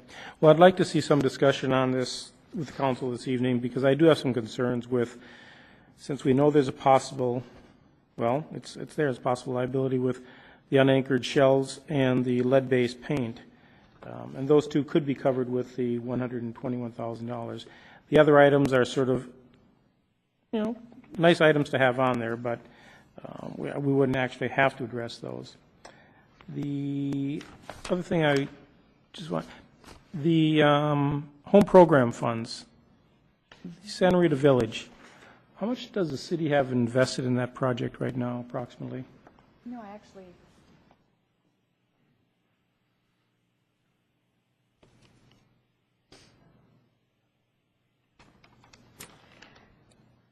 We have contributed in a lot of different funds, and I didn't add all of the different numbers, but we have about $686,000 in city home funds. The RDA has contributed about $1 million. We also have additional funding in money which revolves out of the project, and that is the Housing Trust Fund, and that's $1.635 million. And then a smaller amount, which is the RDA Help Fund, which is $100,000. So the Housing Trust Fund money and the RDA Help money revolves out. In other words, that's just used for construction. It's not permanent. And I believe that the Housing Authority is looking for city contribution, because that $1.635 million needs to come out of the project. And that leaves basically a gap for the Housing Authority to fill, and they're looking for assistance with that. But we have approximately 1.5, 1.6 that we will not be getting back. Is that correct? That's right. Yeah. Okay. Mm-hmm. Okay. Councilmember Costa. Thank you, Marilyn. Ms. Lockhart, when the suggestion from staff is to defer making the decision, when would you see that coming back to council? We are currently doing research. Again, staff is here to answer more specifically, but I believe that we'll have more information certainly by either May 15th or the June 5th council meeting. Okay, so I am under the impression that the request for library stack anchorage was a code requirement that we would need to fulfill, but is that something that we could extend through making that decision? Understanding that, or can you, let me restate that. Would you be comfortable with council taking some of these issues up and approving them while waiting on some of the larger items until we hear from that? Or is your concern that that number for the roof could be so large that we would need to look at this as a whole, including all 6 of these requests? Well, again, I think that estimate of the roofing repair is sort of in flux right now, because with more information, it looks like we may have a variety of options. So at this point, it's hard to say what exactly that cost will be. And even as I was writing the staff report, new information was coming in. I wanted to provide council the most flexibility in terms of looking at the full range of projects that you have in front of you. At the same time, and I do understand the concern about projects that you realize are pressing, such as the stack anchorage and the Marks House. Those projects could actually be done. Obviously, the Marks House is not an eminent project. The library stack anchorage may be slightly more important. I mean, in terms of actual risk issues. That's entirely up to council. If you go ahead and move on these particular projects, it will perhaps move the decision-making for funding in other areas. So what I wanted to address with Councilmember, in regards to Councilmember Lingle's concern, is that I have all intentions of doing these things that we need to do that are potential liabilities. But again, getting back to the idea that if for some reason the roofing cost exceeds what we may initially think, again, the library stack anchorage then becomes less important if the library stacks are going to get ruined from leakage in the roof. Now, I don't know how extensive the leakage is. We haven't heard about it, but that's sort of my concern. And if we are getting it in the next 2 months, if we can look at this as a whole picture and prioritize all at once, I think that might actually be more helpful than saying some things now and then waiting until later for other things and not having as much money as we may need for the most pressing matters. Thank you. Councilmember Starbuck. I'm going to jump back over to the home program funds. Now, Santa Rita Village there, these units, I understand, we're over $400,000 per unit build cost right now on these. Is this true? I would like to defer to Mr. Polanski, if I could, about the actual cost per unit. Do you feel? Well, he's coming up here now. These home program funds are for homes only, for low-income housing is their intended use, right? Correct. That's they it. are to benefit low-income households. That's what they're for? Mm-hmm. Okay. Yeah. Good evening, Mr. Mayor and Councilmember Starbuck. John Polanski, Director of Housing Development, Surf Development Company in the Housing Authority of the County of Santa Barbara. You are correct. I mean, when we closed on the construction escrow, we had to go with our best estimates, and our best estimates currently including the payment of all city fees, development fees, construction costs, to get people into the unit, and the certificate of occupancy is a little bit over $400,000 a unit. You are correct. I'm thinking if I was a fairly low-income person, I'd like to get a loan and buy a little house for myself with that money. The other question I have here is, now you're building county office spaces in this new building also, or surf development offices are included in the build-out of this, right? The actual non-residential space is a community center. The community center includes a management and leasing office, because one of the allowances within the tax credit program, you do get tax credit basis in order to provide the lease up and the management services, plus we need to do at least annual recertifications to make sure that individuals are still eligible. We also need to provide space for supportive services, and that would be partnering with Hancock, Rabobank. We do budgeting classes, computer labs, ESL, English as a second language, a variety of after-school programs in conjunction cooperation with the Boys and Girls Club. Now, how's that being paid for? The provision of the support services, there is an amount that is budgeted as a tax credit committee requirement out of operating. That will not come from the city. That will come from rental income.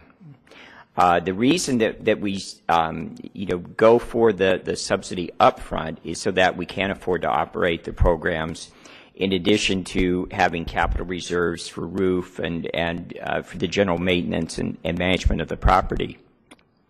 We also rely heavily on our partners, and that's why I give credit to Rabobank, Hancock, Boys and Girls Club, and others, in that they use their existing grants and extend the services to our residents. We provide the space and utility cost free of charge, and then they provide the services to the residents. Okay, one last question. I'm going to go off on a little different area here. Certainly. How come it's twice as much per unit at Santa Rita than it is at Cypress Garden? The reason is that Cypress Court is the size of the units. The size of the unit. Okay, Cypress Court is predominantly one bedroom, and we are 3s and 2s with some 4s. Still pretty expensive real estate. I can't disagree. And there are a variety of things. Joe has had a chance to work with our council and knowing the various costs that go into doing a low-income housing tax credit project. Yeah. Well, I mean, we gave you $11,000 a unit for an elevator here not that long ago, too. So. Yes, you did. Any other questions at this time? Okay, I'd like to open this for public comment. Don't everybody rush down at once. Last chance. Come on back. Well, actually, thank you, Mr. Mayor, members of the council. I'm actually here primarily to give my thanks to the council, to the mayor, and to staff. It's sometimes a thankless job. We were able to close our construction escrow on time. Those of you who have gone by the project site know that the grading has begun. We anticipate a approximately 14-month build-out. And then we'll be able to have the 36 of the 55 units occupied by individuals and start providing services. I do want to highlight just a couple of folks. Joe, your city attorney who worked with our council to get, as you know, in the middle of this, the dissolution of the redevelopment agencies occurred, and so there was a lot of redrawing of documents and things that had to be done. Laurel, who we had to track down everywhere she could possibly go, to get her signature, and Stacy, who brought her notary pad, Dinah and Linda, and the department heads, as well as your planning staff. So thank you very much. I'm here primarily to answer any additional questions. One point that I will make, though, just a little bit of a correction to what Dinah had said about the funding the city has in the project so far. Prospectively, the only funding that the city has committed to date that may not come back, be recycled into loan funds, is $500,000 of the redevelopment funds. That has a provision that as long as eligibility requirements continue to be met over a 30-year term of the loan, that loan does not have to be repaid at the end of the 30 years. The other $500,000 loan is actually deferred in payments for 5 years, and then it's fully amortized after that. And again, that would be out of rental income coming back into the city. The $100,000 in the HELP needs to be repaid, my memory serves, February, March of next year. And the Housing Trust Fund, the $1.635 million, is repaid shortly after we get the certificate of occupancy. So the only funds, and then the home funds that are currently committed, and it's a little bit over $600,000 by the city, about $900,000 in countywide home, it's actually a residual receipts loan. And we don't consider that a grant by another name. They're actually, over time, we have a history of repaying these residual receipt loans.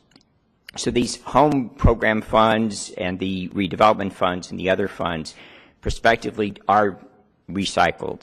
And so, ultimately it's only that $500,000 is what would prospectively be left in the project. Thank you.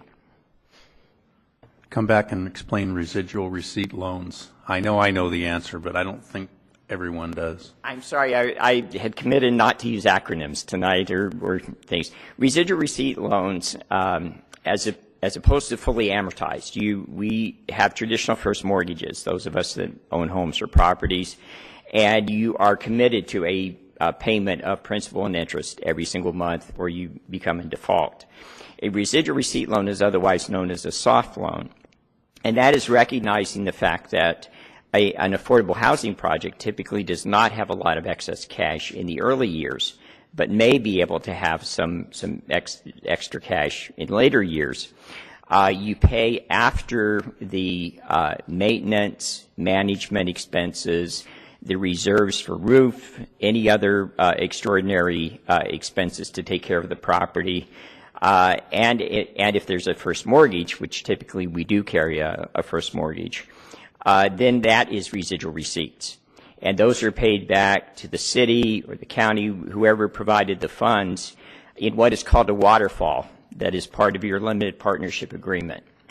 And so, as I said, we do have a history of repaying on those residual receipt loans so that the funds can be recycled. Thank you. Thank you. Anyone else? Seeing no one rise, we'll close oral communication and come back to the council for discussion. I'll take a first crack at that. I think Council Member Costa is correct with regard to holding on to these capital project decisions for a couple weeks or a month, whatever it takes for the staff to come back to us with a recommendation based on the ultimate cost of the library roof. Not being critical of our friends at the Housing Authority who have been good about paying us back, but right now our funding availability is extremely short, and I would not be willing to commit money to them at this time. They probably have more money in the bank than we do today, and there are a number of things out there that this money could be used for. This council previously approved a down payment assistance program that we haven't gotten going.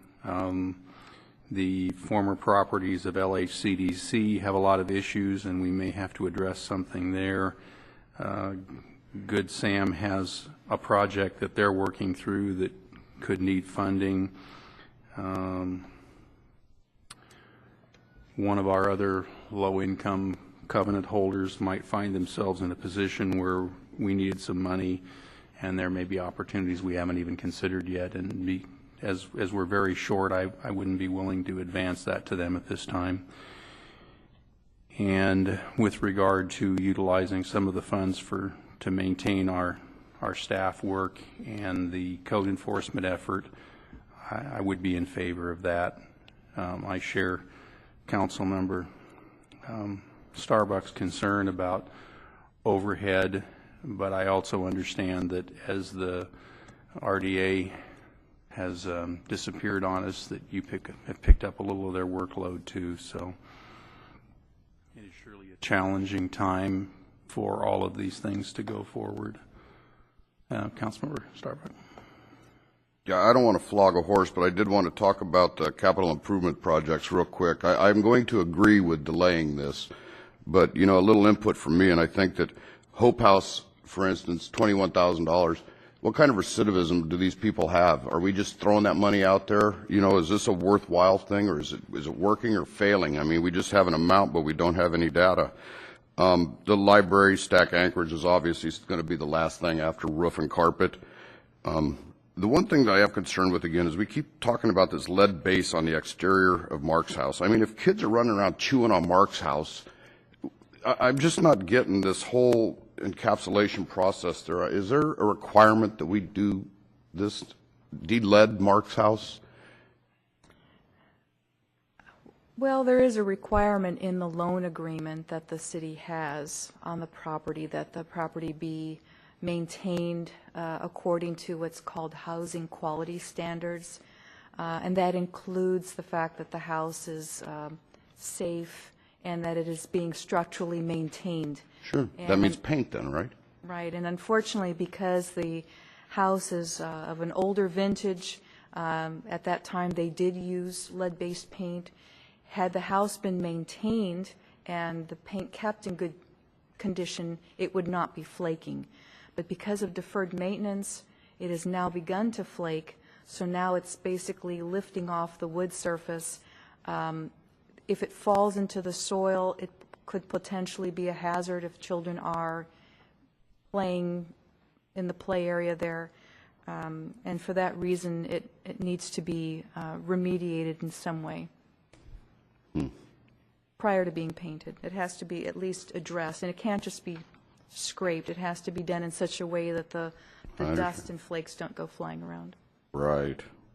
Can we give ourselves a revolving loan for that? That's what we would be doing if we did it with CDBG funds, and I don't know to what extent Good Samaritan would be able to pay. That would be something we would have to talk to them. Actually, the property belongs to us, so we can't even make the loan to Good Samaritan. Is it the eave boards or the siding that has the lead-based paint, or both? Do you know? I haven't looked at the report in quite a while, but it was any paint used before 1978. It was very possible to have lead. Lead was actually considered a good ingredient to add to paint. Actually, made it more durable. They put extra lead in if you want it to last longer. Powdered lead, yeah. Councilmember Costa. Thank you, Marilyn. I wanted to just restate that I agree deferring making the decision until we have the quote for the fixing of the roof on the library. I agree with Marilyn also for recommendation 2 that we actually deny that request at this time. However, for item 3, I am having some concern because we would be using the entirety of the program income reserves. Is that correct? Okay. If we look at attachment 2, we actually have quite a bit more in CDBG. Well, let me just say, under attachment 2, you'll see on the right-hand side of that page it says funding sources. Is everybody there? Okay. And under funding sources you have the Community Development Block Grant, you have the Home Program, and then you have Human Service Donations. If you look at the first 3 columns under Community Development Block Grant, there are 3 subheadings. One is fiscal year 12 allocation. If you go down to the bottom of that column, that's what the city is receiving. That's new CDBG funding. That's the money that's being passed through the county. Under the second column, which is called the Community Development Income Reserve, that $446,288 is only a portion of the actual reserve that the city has. The city has approximately $1.2 million in CDBG program income reserves right now. That money is, you could say, somewhat earmarked. 250,000 of that has been earmarked for Charlotte's Web.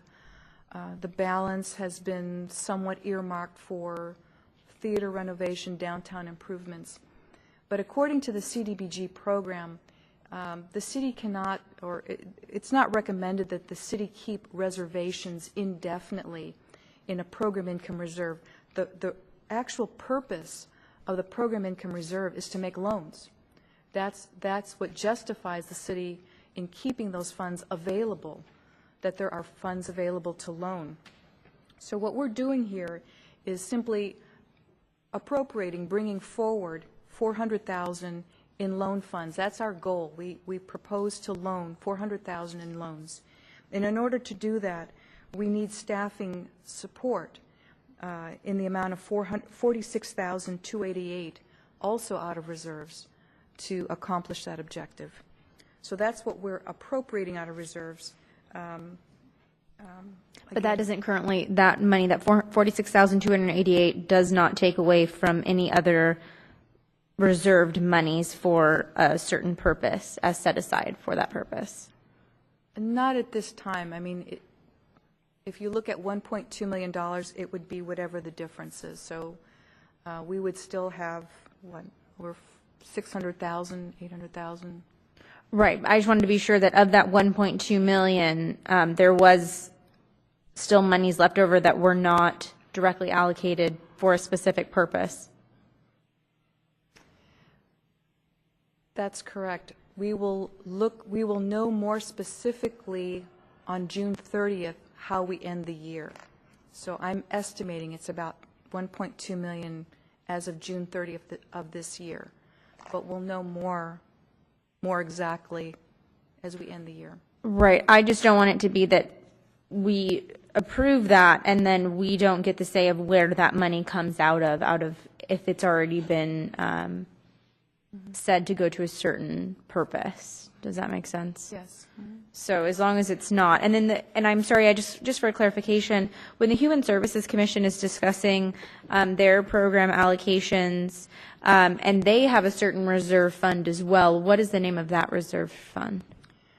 Well, it's called the Human Service Fund, and if we look under Human Service donations, that last column on the far right-hand side, we estimate that there will be $43,000 in new money available in that fund. There is also a reserve in that fund as well. It's not as significant as the CDBG program, and I don't know what that number is right off the top, but I'm appropriating $12,000 from reserves.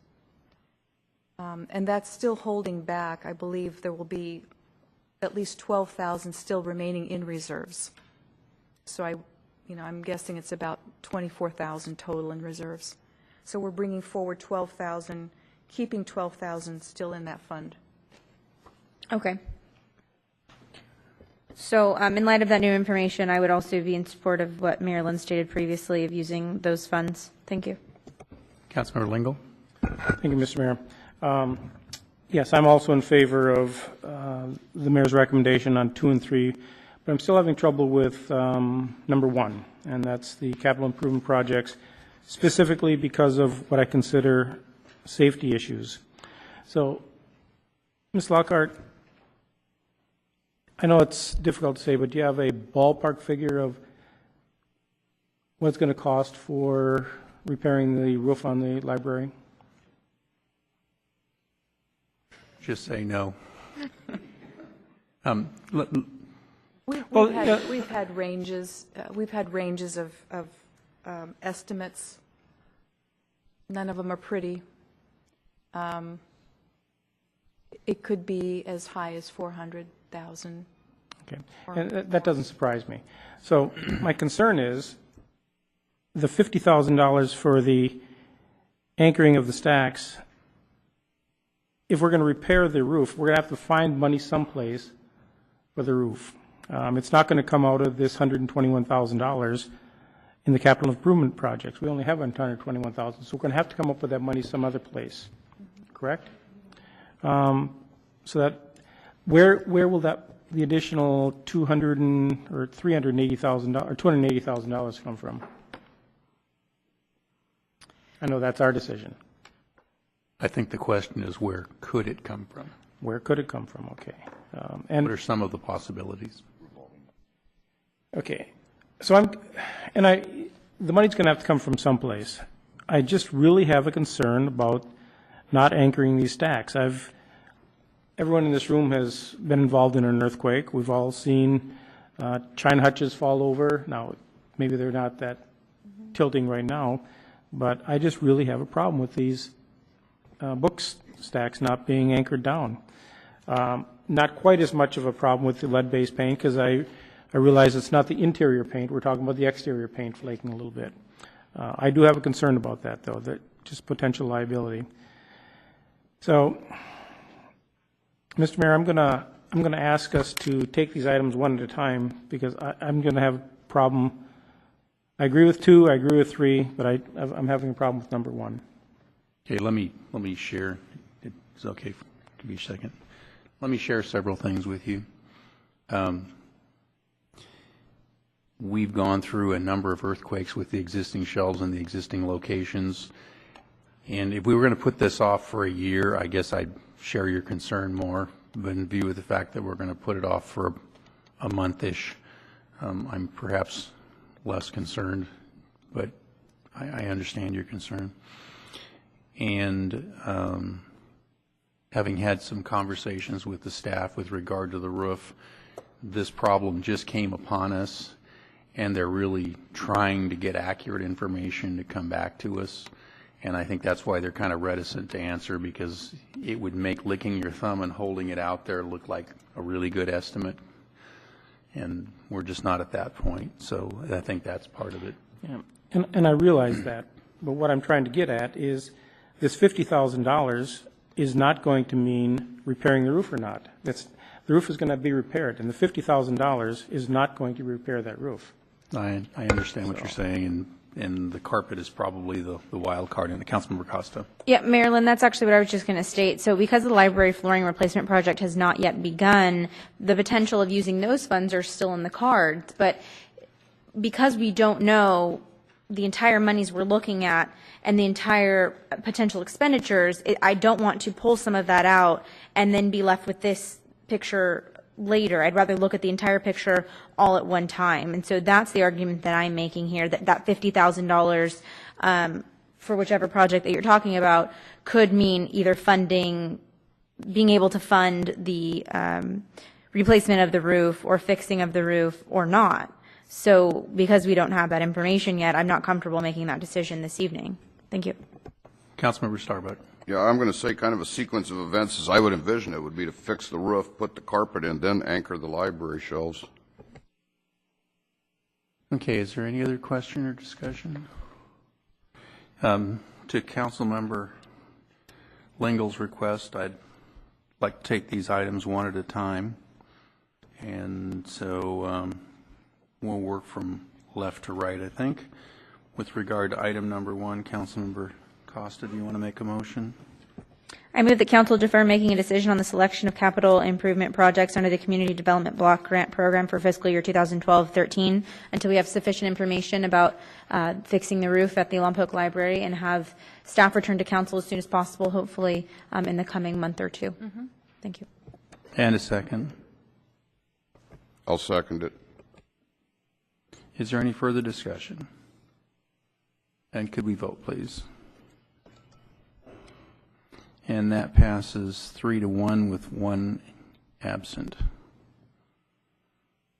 Okay, and I will make the motion item number 2 and provide direction to the staff that we deny a request from Surf Development Company and the Housing Authority of Santa Barbara County for $250,000 or less in federal home funds. I'll second. Okay. And is there any discussion on that? Seeing none, could we vote, please? And that passes 4-0 with 1 absent.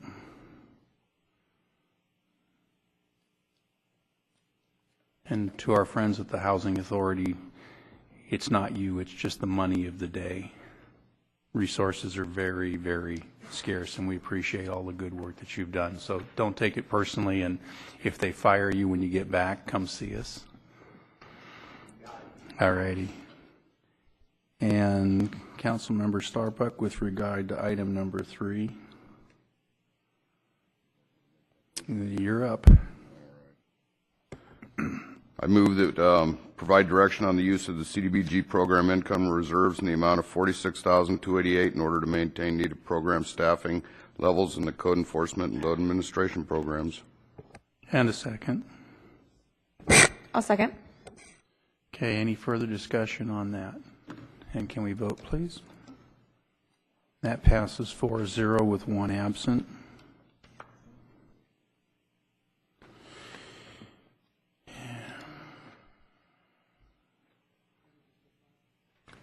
Yeah, I think 4 and 5 are kind of a package. Now that we've given these instructions, we need to do 4 and 5 as a package, yes?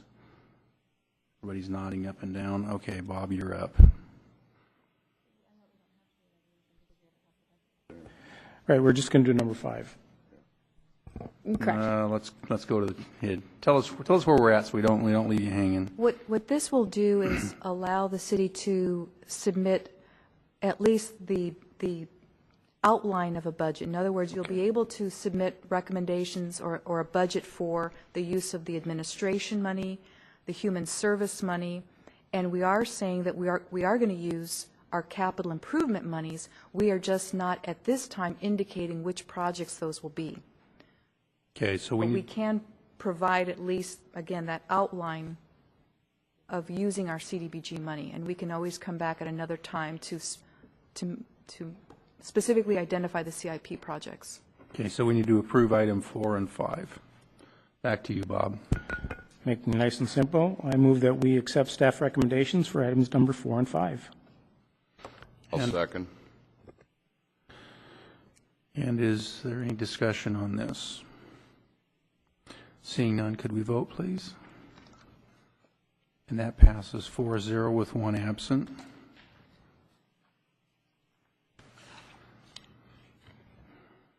Okay. And did we cover everything you needed? Okay, good. Okay, next, written communications.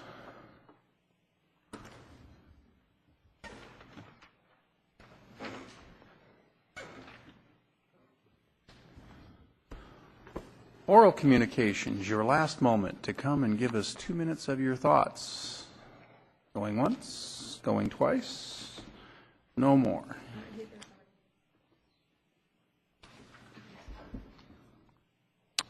You have to get up more quickly, Mr. Gonzalez.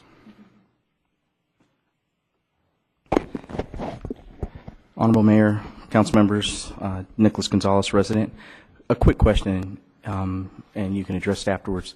When does the decision to continue with the county consortium come up? It's in my recollection is it's in next fiscal year. Am I correct? Next fiscal year? That's something that I would highly recommend to take a second look at, because as far as I can recollect, we were receiving more funds apart than we are as a consortium. Staff could correct me if I'm wrong, but that would be something definitely to look into. Let me say that there have been 2 reductions, or is it 3 now? I lost track. The most recent reduction was this calendar year, or this fiscal year, where the feds pulled another 15% out from what originally had been promised, I guess, what I would say. Is it three times they've reduced it, Dinah? Could you speak to that? Yeah, the reductions have been nationwide, actually. And the county's grant has gone down as well. We get a portion, a percentage of the county's grant. So as their grant has gone down, so has ours. And just to clarify, the actual consideration of renewing that consortium agreement may actually be considered as early as the month of May. I'm expecting, or at least the city should be receiving a letter within the next couple of weeks from the county to that effect. So I believe the council will have maybe about a couple of months to weigh that decision. And then if the city decides to reapply, the reapplication process would occur next fiscal year. Thank you for that correction. Okay. Anyone else? Public comment? Okay. Council requests, comments, and meeting reports. We'll start from the right. Thank you, Mr. Mayor. Let's see, where am I? I am in March now. Let's see, since the last council meeting, I attended a Northern California Power Agency meeting in Palo Alto on the 21st and 22nd. Attended Arbor Day celebrations on Saturday the 24th. Enjoyed some of our local wine at the Wine Ghetto on Locals Day on the 25th. And I attended actually bussed tables at the Empty Bowls on the 28th. Councilmember Starbuck. I had honey meat at the Renaissance Fair and did enjoy the Flower Festival Queen premiere also. Councilmember Costa. Thank you, Marilyn. I attended the Community Action Commission's Champions Dinner, where after I left and drove to Ontario and with city funds as part of the Community Services Policy Committee, I attended a meeting through the League of California Cities. I will be writing a second article that will be published in the Lompoc Record tentatively Thursday or Friday, so you can be looking out for that. I've been trying to keep the public updated on that. I, too, was at Locals Day working it. It was a lot of fun, very, very hectic, over 500 people, which was pretty unbelievable. And really quickly, let's see if I have anything else. Yesterday evening, I attended the North County Rape Crisis Candlelight Vigil here in City Council chambers. For my part, I attended the third meeting of the Economic Alliance of Northern Santa Barbara County, which was paid for by the city, with Teresa. We also attended. We spoke with several people there on individual subjects, and we also attended the wine committee's, I guess I would call it an organization meeting. And the discussions were focused around two subjects: North County shared marketing, and then this council's action in support of the wine industry with regard to the county of Santa Barbara. And in addition to that, I attended 19 events and meetings over the 2 weeks, and on the calendar for the, what would we call it, the general plan update, tonight I am supposed to pass out to everyone the residential component, so I will distribute this, and you can pass one to the city attorney. Yes. Oh, I put it in her box. Did I? I don't know if I did. I think I did. And there's copies here for the public. And this deals with the residential section, and for the public record, there's a draft document dealing with inconsistent residential parcels, a draft document in dealing with residential units without building permits, and then changes with regard to the R1 single-family zone. And for your reference, the items in green are additions, and the items that have a line through them are strikeouts. The bulk of the changes in this document are not actually changes, so all the strikeout items appear in the boxes. It's just everything's being transferred to a grid format like other portions of the ordinance. So again, the changes are in green. And then there's another section for the R2 district, medium density residential, and then there's one for the R3 district, and that one has a couple of changes. One is home occupations as a conditionally permitted use, and the other one is changing from a 3-story height to a 2-story height. And that's for a future meeting, so you have lots of time to look at it, talk to folks, and bring back good input. Mr. Mayor? I neglected to mention that my trip to Palo Alto was also on city funds. Okay. And on that neglected to mention, I haven't said in a while that I look each time at the expense vouchers or the check vouchers to be certain that if there is a payment made to either Speedy Lock and Safe or Double L Services or Good Sound Auto Stereo or Smitty's Towing, that I abstain from those votes. And I did look, but just in case I miss one, that's an ongoing abstention. I think we reached the end. Anyone else have anything they need to share? Okay.